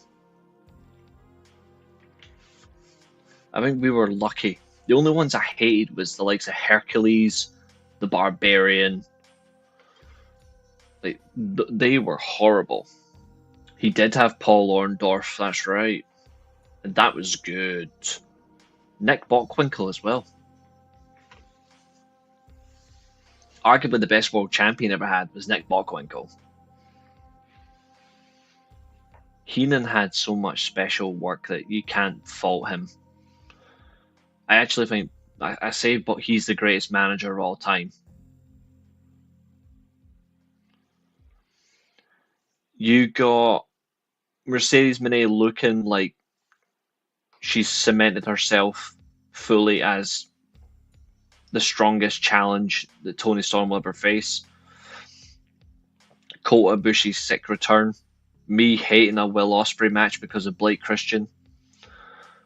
A tag match that made no sense. MJF is back where we're at right now. Now we're just answering a few questions. Bleach, how you doing, Phil?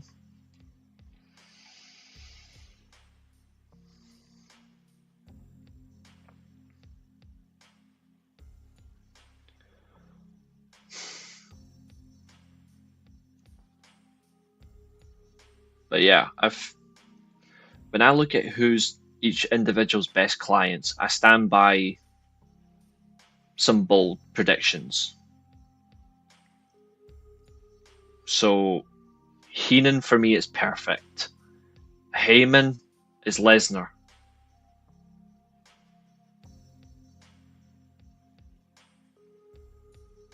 No, it's Kurt Angle. Jim Cornette is obviously the Midnight Express. Mr. Fuji, well, you know who his two is. It was Demolition. Sensational Sherry, it's Macho Man Randy Savage.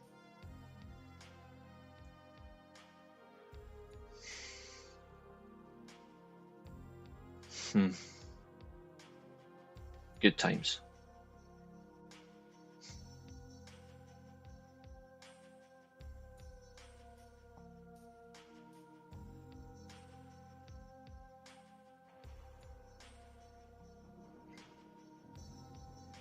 Shane McMahon's is definitely Booker T for who he's managed.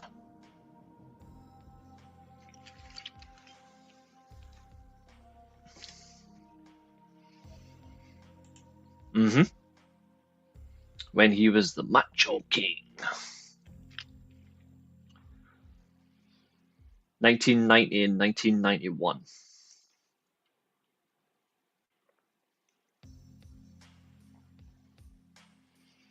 That was honestly a great partnership. You look at who she worked with back to back. DiBiase, then Savage, then Shawn Michaels, then the Harlem Heat.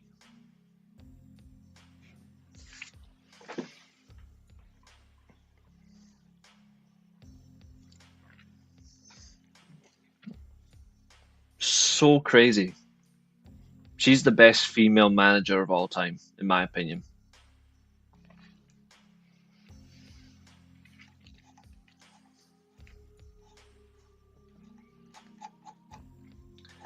We have 3 matches to go, and then we'll do maybe a little short Q&A, then we'll wrap up. So, I agree with that. I agree with that 100%.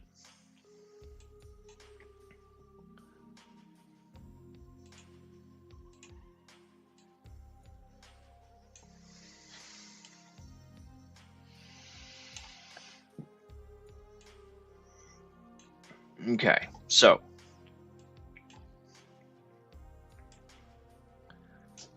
they chose a crazy order, but we'll go with it. So up next is after the Hurt Syndicate do their beatdown of Jet Speed, and they grant a title shot for All In. MJF is cooking on the mic. Mark Briscoe comes out and cooks MJF. This back and forth, you can see why MJF has personally asked for a Mark Briscoe program. I really love this back and forth between those two. It feels right, at that level of chemistry. I really loved that.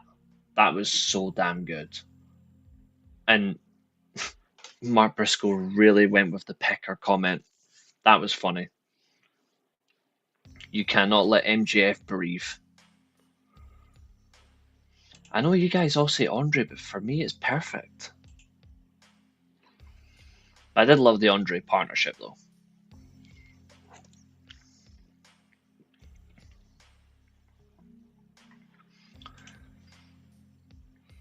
He's at that point now where why would he just change? That's where he's at now. Why would he change it? What's the point? That man's focused on living his best life instead of getting all the cosmetics.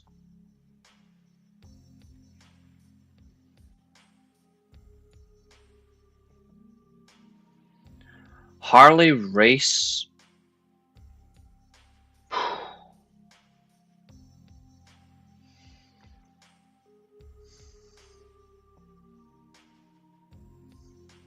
I loved his partnership with Vader.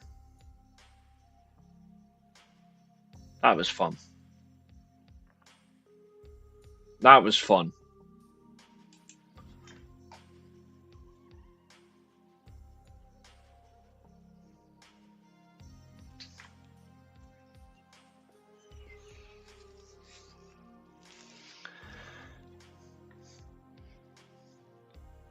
After cooking MJF and his little pecker, Mark Briscoe gets in the ring, and then we proceed to get the Fatal 4-Way. Where do you rank Jimmy Hart? Ooh. Yep, I certainly remember. Jimmy Hart, in terms of managers, 5th. He did help Brett a lot, that is true. He helped him get confidence. I have him 5th all-time best manager.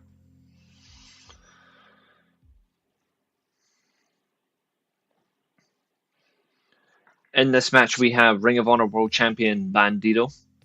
We have Konosuke Takeshita.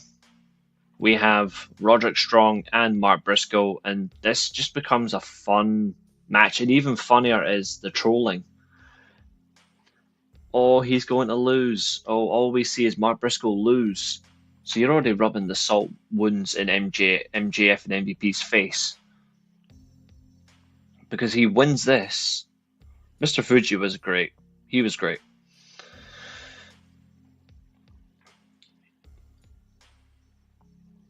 He sits on such a pedestal that all Mark Briscoe does is lose, and then Mark Briscoe proceeds to win the Fatal 4-Way to be the first entrant in the Casino Gauntlet.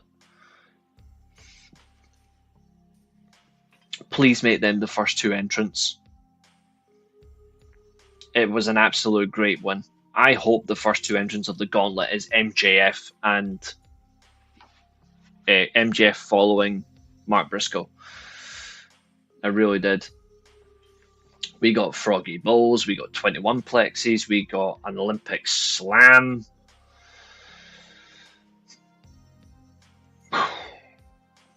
This was a fun wrestling match. This was so fun, and I really liked it. This is the best match on the card for me. For me, it was the best match on the card. The most interesting one for me, obviously, was Ibushi's return. But this was the best match of the night.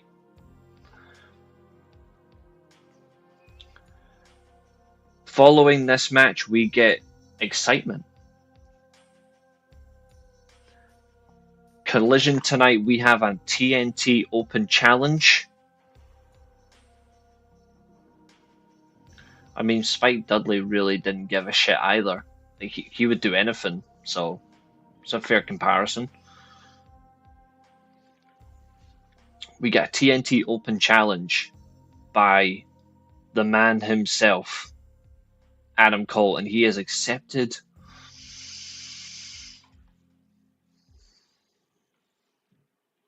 by the walking weapon himself. Tonight on Collision, we will see TNT title match champion Adam Cole defending against the walking weapon Josh Alexander, and this is going to end in a DQ. Guaranteed Kyle Fletcher shows up. We are going to get some fun here leading up to All In. But I'm so looking forward to this. And yeah, I'm glad he's back as well. I really am. Catherine's favourite women's wrestler in the world, Thunder Rosa, is in the co-main event. Second Fatal 4-Way of the evening to determine the number 1 spot in the Women's Casino Gauntlet. All In's only 16 days away. Yeah, it is going to be a great match, 100%. I'm really looking forward to it. In this match, we have Statlander, Willow Nightingale, Thunder Rosa, and Athena on AEW television. Athena is going to obviously defend her title. Say her name and she appears. Athena will defend her Ring of Honor Women's World title at All In. Like that is going to happen at All in Texas. It's not going to be on Supercard, I don't think. I'm loving this whole story about Statlander's position. I'm intrigued to see what will happen for sure. Oh, Adam versus Josh will be an amazing match tonight, for sure. I'm looking forward to it. When I look at overall projection, though, this match was good to see Athena, obviously. If the match ends up being a Super Card of Honor, then I'll be a little bit disappointed, but I get it. It's a Ring of Honor title, so you have it Super Card. But I think they shouldn't. I think they should have it. I think they should have it, honestly, at All In. Athena should be at All In. Megan Bayne is just going to end up getting booked like Brock Lesnar. Chris Statlander, she's excellent. She's genuinely excellent. I just love how she believes in herself. She buys into herself. There's no hype. There's just a great work ethic. Marina Shafir, Wheeler Yuta get involved. They cost Willow Nightingale the win. Saturday night, of course. Again, how you win a match, you pin your best friend right in the middle of the ring. Boom. Loved it. She will be first. Women's Gauntlet.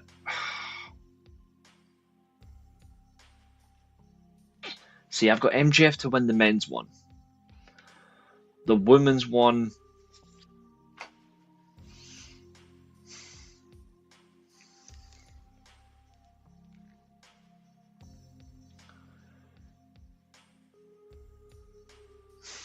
The women's one, I'm really not sure about. Like, I was thinking, I was deliberating between Megan Bayne and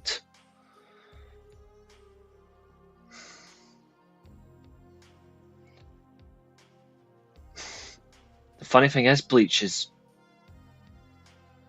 if you said that to me, say, 2 months ago, I would agree with you 100%. I honestly would. But the way they've been building up to this, as a whole, like, I think it will supersede it. And Toni Storm versus Mariah May is a great benchmark. But I actually think Storm versus Mercedes Moné could end up eclipsing it altogether. I really do. If they hadn't taken it seriously, I would be like, yeah, 100%. But they're taking it seriously. It's going to be very hard to top, though, and I'm looking forward to seeing them try. But in terms of this women's gauntlet, I've got between Megan Bayne.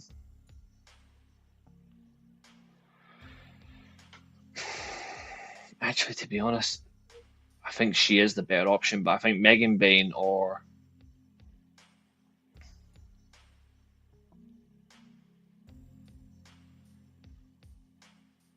actually, I don't know. I think Megan Bayne is the favourite if she's in the match.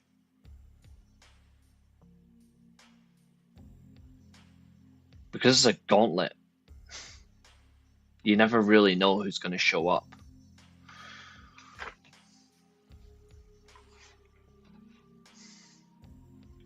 I certainly don't think it's a certain redhead, put it that way. Like that I'm confident of.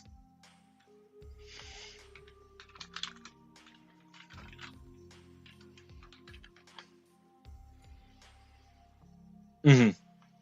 She's making herself more interesting on it.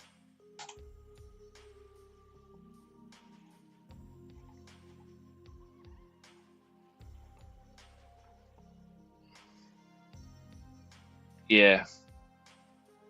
Because we don't know yet who's in this match. It makes it harder to determine who the. It'll be very hard to predict. We will know in a few weeks' time, obviously. I'm eager to see.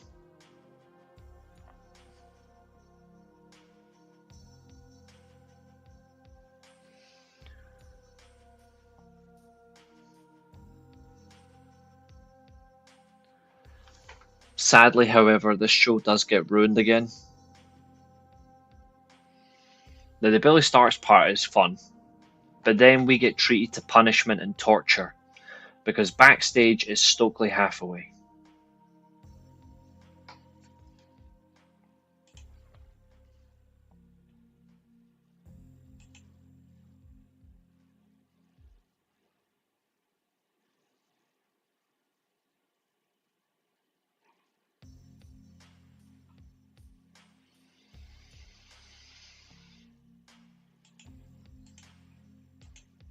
She's done.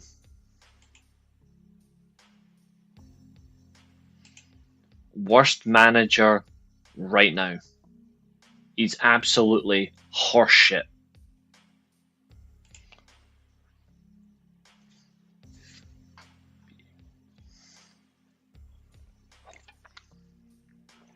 I honestly fucking despise Stokely Hathaway. He's not funny. He's not cool. He can't cut a promo. Every time I listen to him, I think, ugh, get me out of here.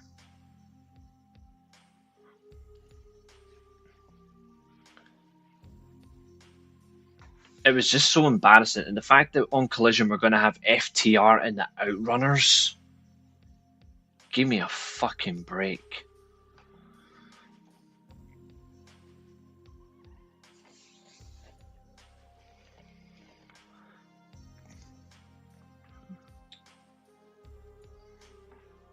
Time to make Catherine smile. Main event time.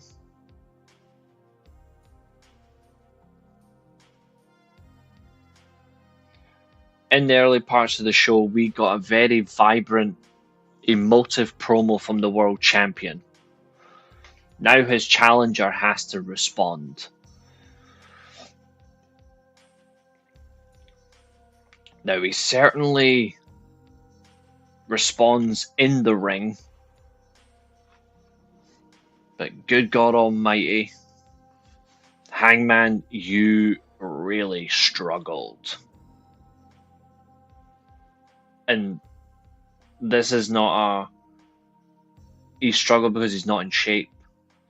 He struggled because he did not know how to cope with the Beast Mortos. Like, you look at the match isn't bad. Catherine will obviously, otherwise she'll say it was awful. But this could have been something else if they had just figured out a way to make it work. Now, he does win the match. Alright? He does win.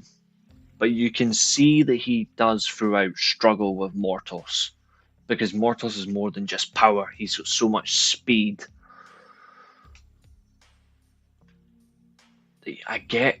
He isn't Vader, but I get slight Vader vibes. But I still like the match. And I like that they're using the mannerisms of whose side is who on. They finally pulled the trigger. The EVP trigger. They finally took him out.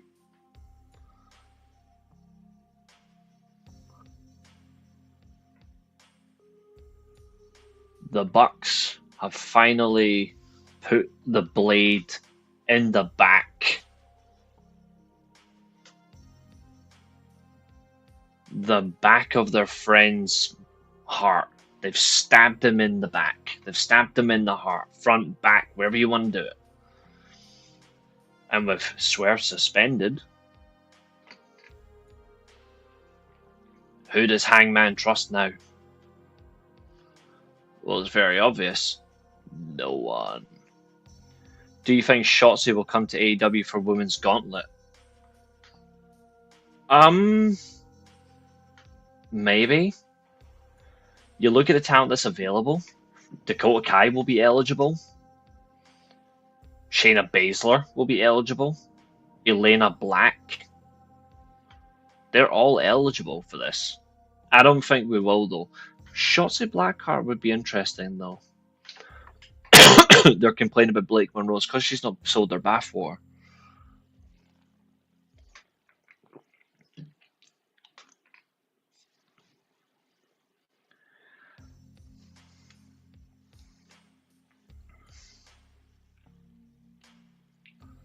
Now, Zodiac was spot on about one thing.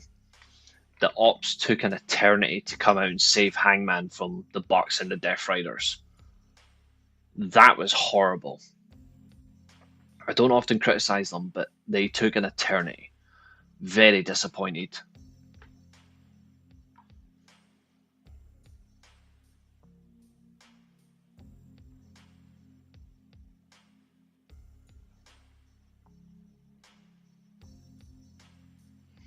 Like, I was very disappointed by that, so I concur with Zodiac.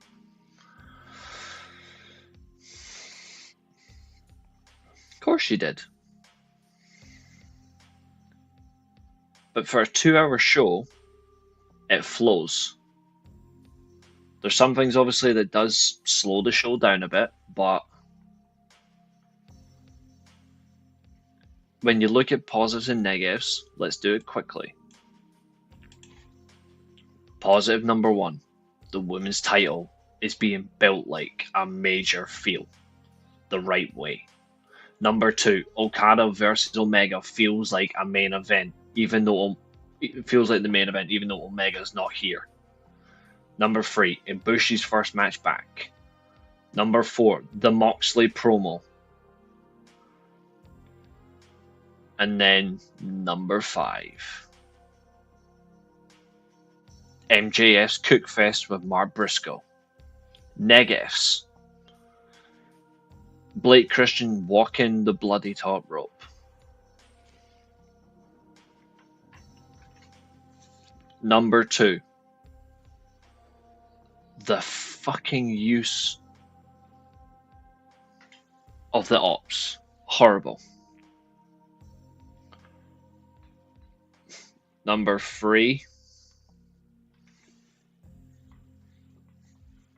that jet speed versus Ricochet and AR Fox match, because they all looked like dummies.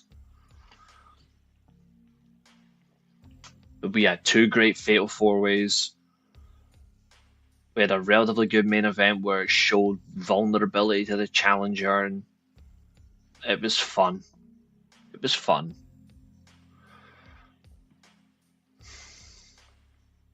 But that is your AEW Dynamite review.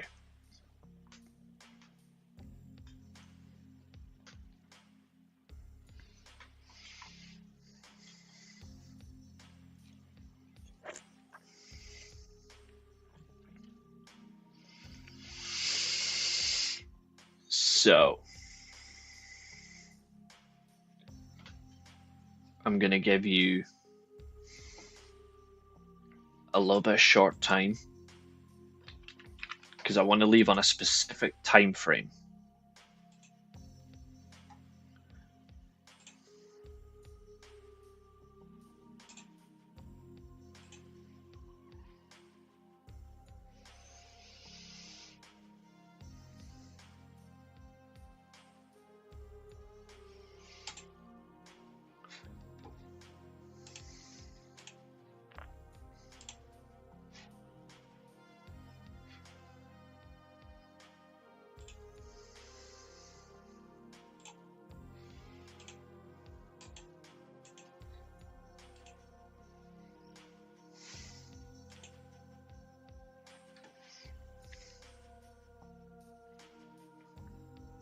Wait for it. 5 seconds. 3, 2. We will now run up to 2.5 hours. Bang on. When it gets to the final, well, when it says to 21 seconds, is when I'm going to hit the rewind, like the actual end show button, so it'll clock itself out. So it's kind of fun.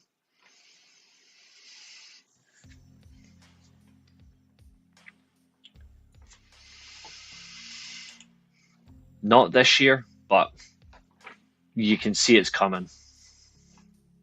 Annoyingly. Sigh.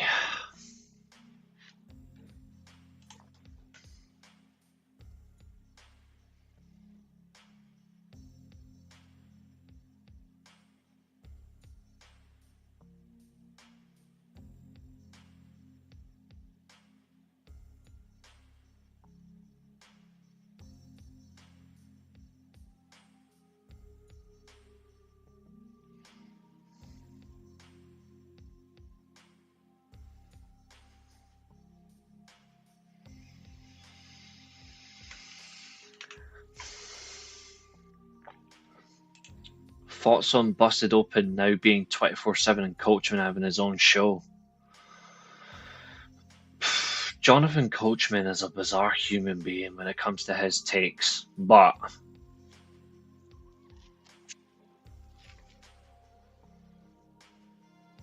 if they want to do 24/7, cool for them, but fire Bubba Dudley and fire Tommy Dreamer and get rid of that La Greca clown. True. Which match should be inducted next year?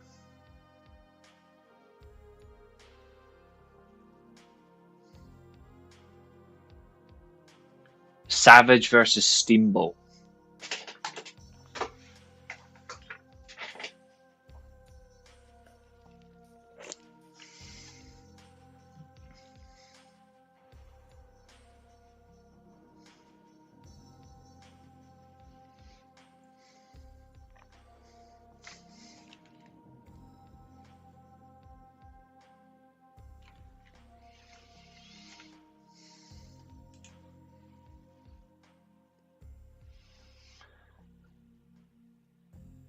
That includes pre-show and main card. It'll be about 5.5, I think.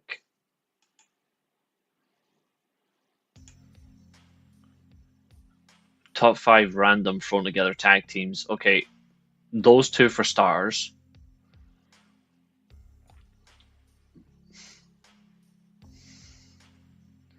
Angle and Benoit.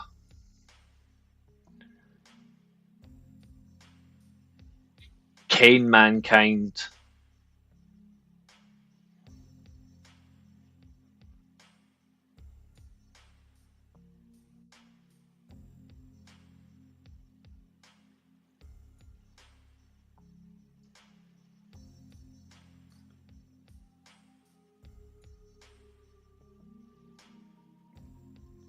Jericho and Benoit were good. I would have to say, yeah, I was actually thinking of those two. Yeah, Jericho and Benoit.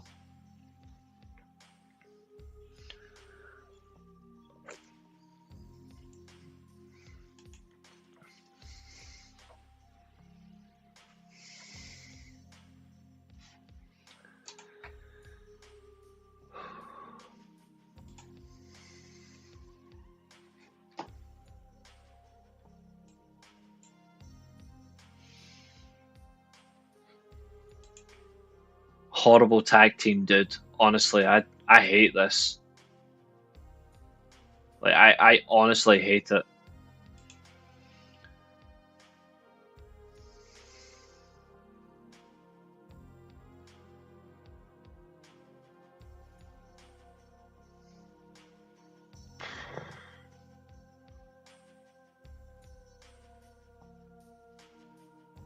Good question. None of the above.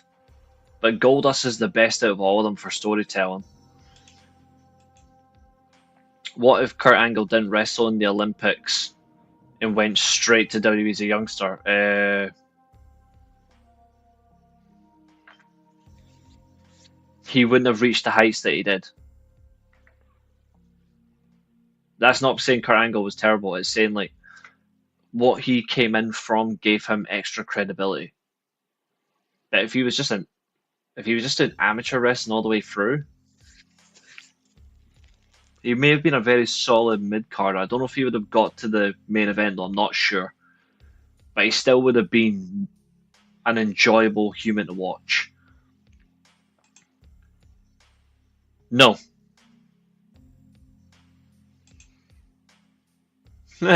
Next.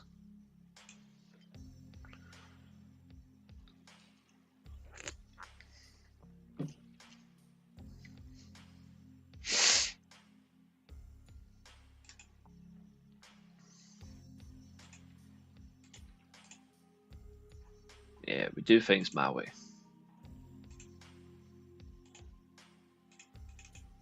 Fuck it, I don't care.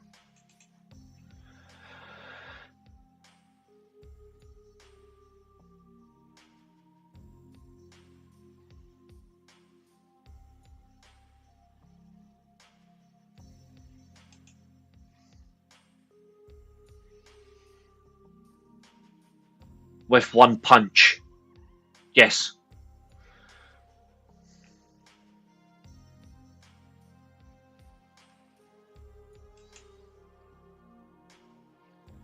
What happened in 2007, quite frankly, the more it gets asked about, the more it gets brought up, the more you just don't want to care. And I certainly don't anymore. Like, I'm past caring about it. What happened then? Well, we all know. But I avoid it.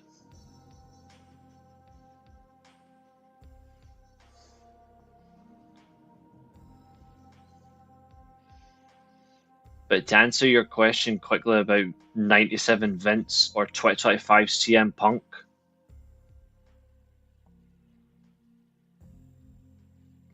CM Punk doesn't stand a chance. What makes Shawn Michaels different from any other person his size and smaller? What mystics should smaller guys follow? Well, Shawn Michaels was very believable for his size. You could believe he could get a comeback on a big man. But that's important. But then again, when you look at it, Shawn Michaels was incredible. I still prefer AJ Styles in terms of those two direct link to link. They're both the exact same thing. If you're going to be that small, well, if you are that small, and you're up against someone bigger than you, it's about how you can give back. Oh, always Abu. Why do you think Brett's my GOAT? Like, Brett, like I've said before, my three favorite wrestlers ever is Brett, Angle, Styles. Because they all made it seem feasible. And feasible in the best way. One match that you expect to be a classic ended up being a letdown. Now, Abel said it. Sorry, Zodiac said a great one. Austin Taker Backlash. I'll say this one. It ended up being a letdown. I'm gonna need another drink first.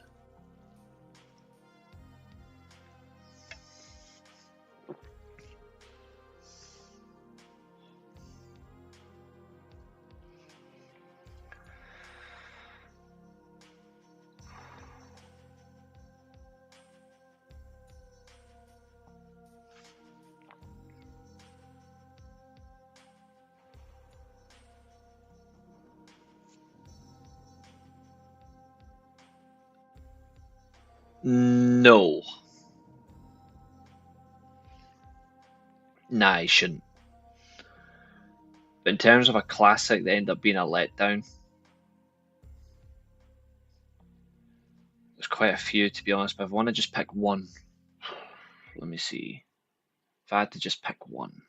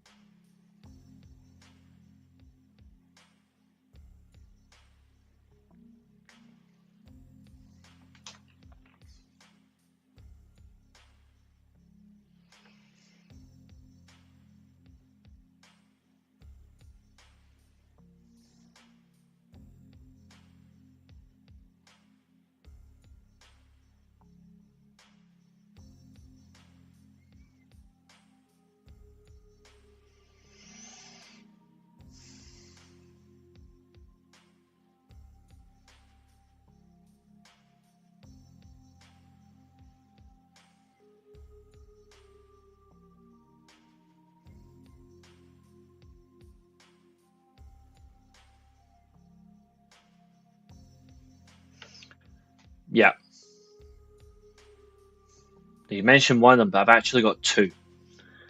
So Styles Nakamura 100% at WrestleMania 34.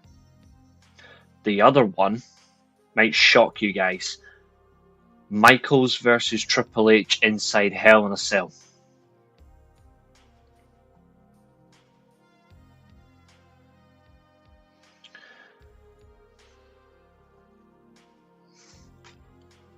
Do you agree that without AJ Styles, Samoa Joe, Frankie Kazarian, Christopher Daniels, Bobby Roode, and James Storm and the WCW rejects, TNA would be nothing? Well, they invested in the younger talent to be the main future, so in a way, yes. But TNA would be nothing without Jeff Jarrett. No Jeff Jarrett, no TNA, regardless. But in a way, yes. But you can also say, like, TNA doesn't go into greater heights if they don't bring in a Kurt Angle or a Christian Cage or a Sting. Like, it takes that to that extra level. Like, you need to bring in the right type of talent to take it to the next level. That's why when you think of like the best feuds in TNA, the top two that stands out immediately is Angle versus Styles, and it's Joe versus Angle. They're the two best feuds that company's ever had. But the whole workaround, the third best feud is Jarrett versus Angle. That's all important. But you need to look at where each thing is. It's that gravitas. Everyone has a part to play, but it's Jeff Jarrett who gives us all. Why do you think Tony will not showcase Athena more on Dynamite? I don't know. I honestly don't know. He should though. But I honestly haven't got an answer for you. I wish I knew. I'm looking forward to this call to arms match tonight though.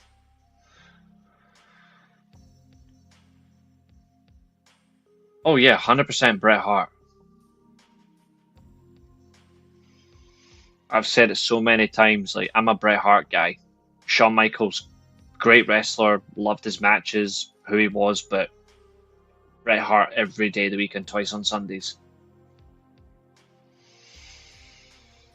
100%.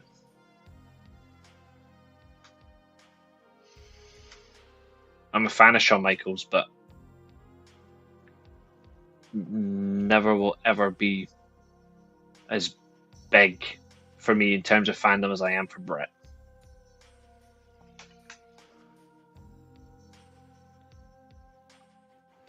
Catherine Shupp.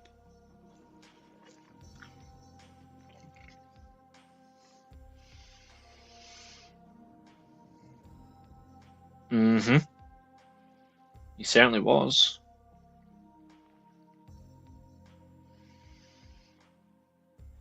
Certainly was indeed. And didn't just beat him clean once.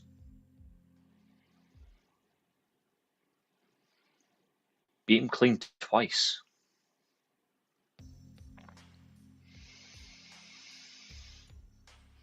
Funny thing is, people will say what Bret Hart, what Shawn Michaels achieved. Bret Hart did more for wrestling than Shawn Michaels.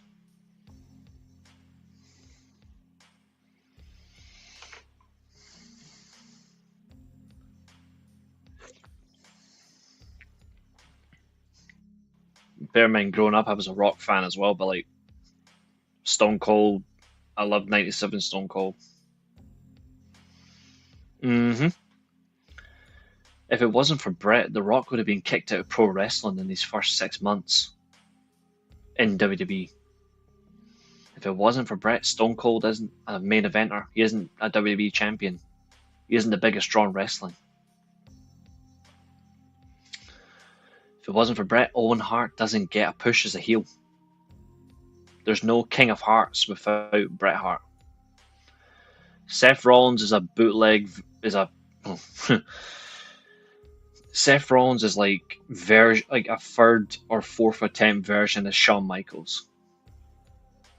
But the Edge comparison, I can see some things. He's always wanted to be like an Edge. He just won't get there. He's just not in that way. Seth Rollins used to be so much better as well. Like, so much better. On a consistent level, his matches, his pay-per-view matches, his consistency in his feuds, the lot. His promos, they all used to be great. Now they're just there. Which is annoying. Which is really annoying.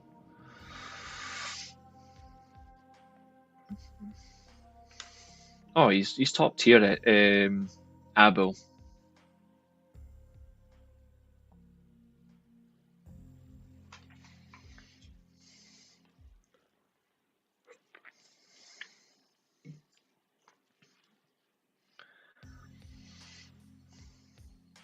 I am not watching that Knockouts Battle Royal tonight, that's for sure.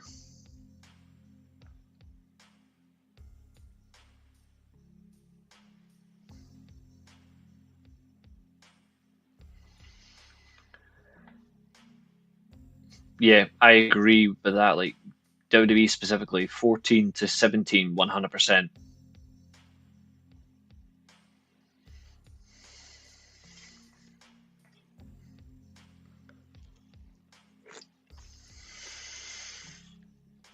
That blonde bitch.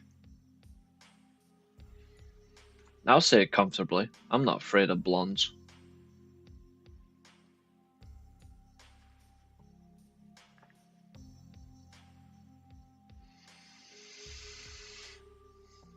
No offense to blondes.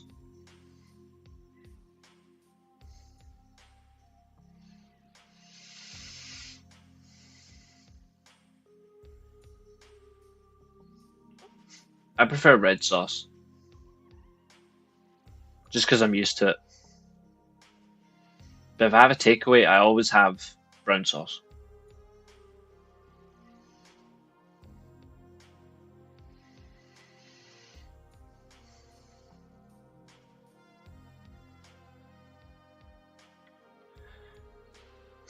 They forced them down people's throats. People were literally giving them fellatio. Fucking hate Roman.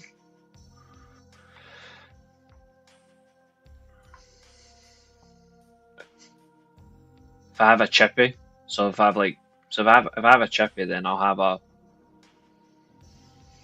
have brown sauce on that, or chippy sauce as we call it, because you can get a distinction.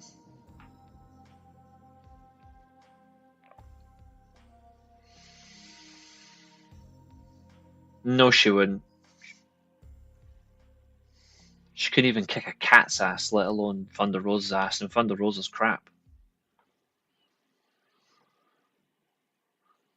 I put both of them in a blender.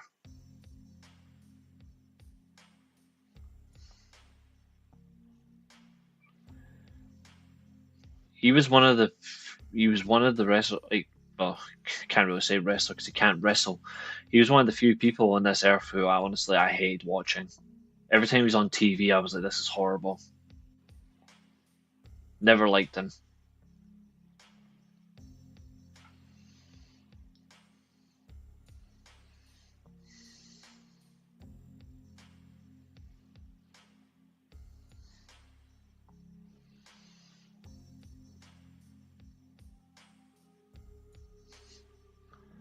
Well, he would make sure of it, using politicalness.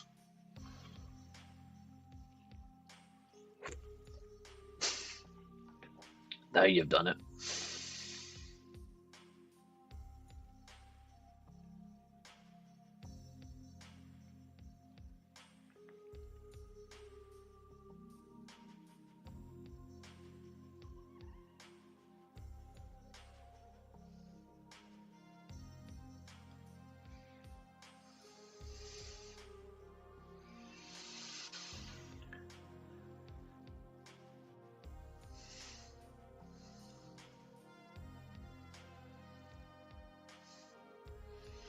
He got so many undeserved wins. I will never take him seriously purely because of that last man standing. That was the final nail in the coffin for me.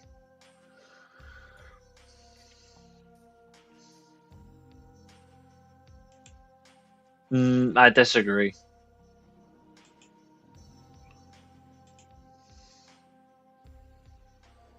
I honestly disagree.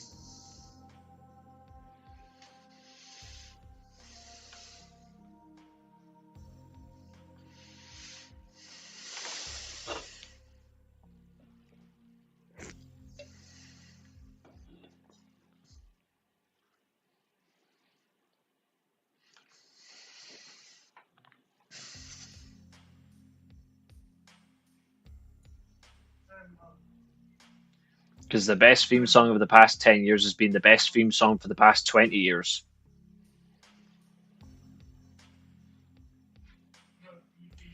You want the best theme song in wrestling? It's because Jey Uso's crap.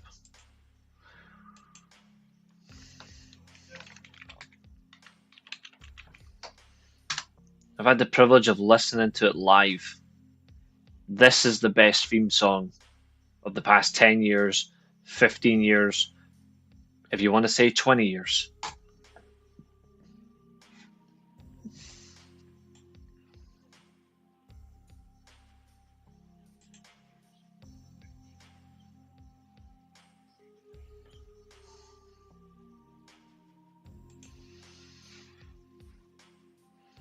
And then for me, I'm going to go controversial. Second place is Kurt Angle. TNA Kurt Angle is second theme, obviously, but yeah.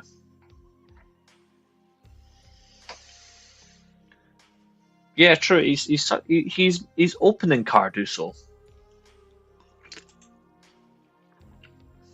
He's curtain jerker Jey Uso. That's what I call him.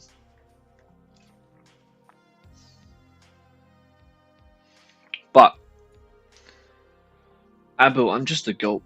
Anyway, I'm getting out of here. So, ladies and gentlemen, thank you for watching.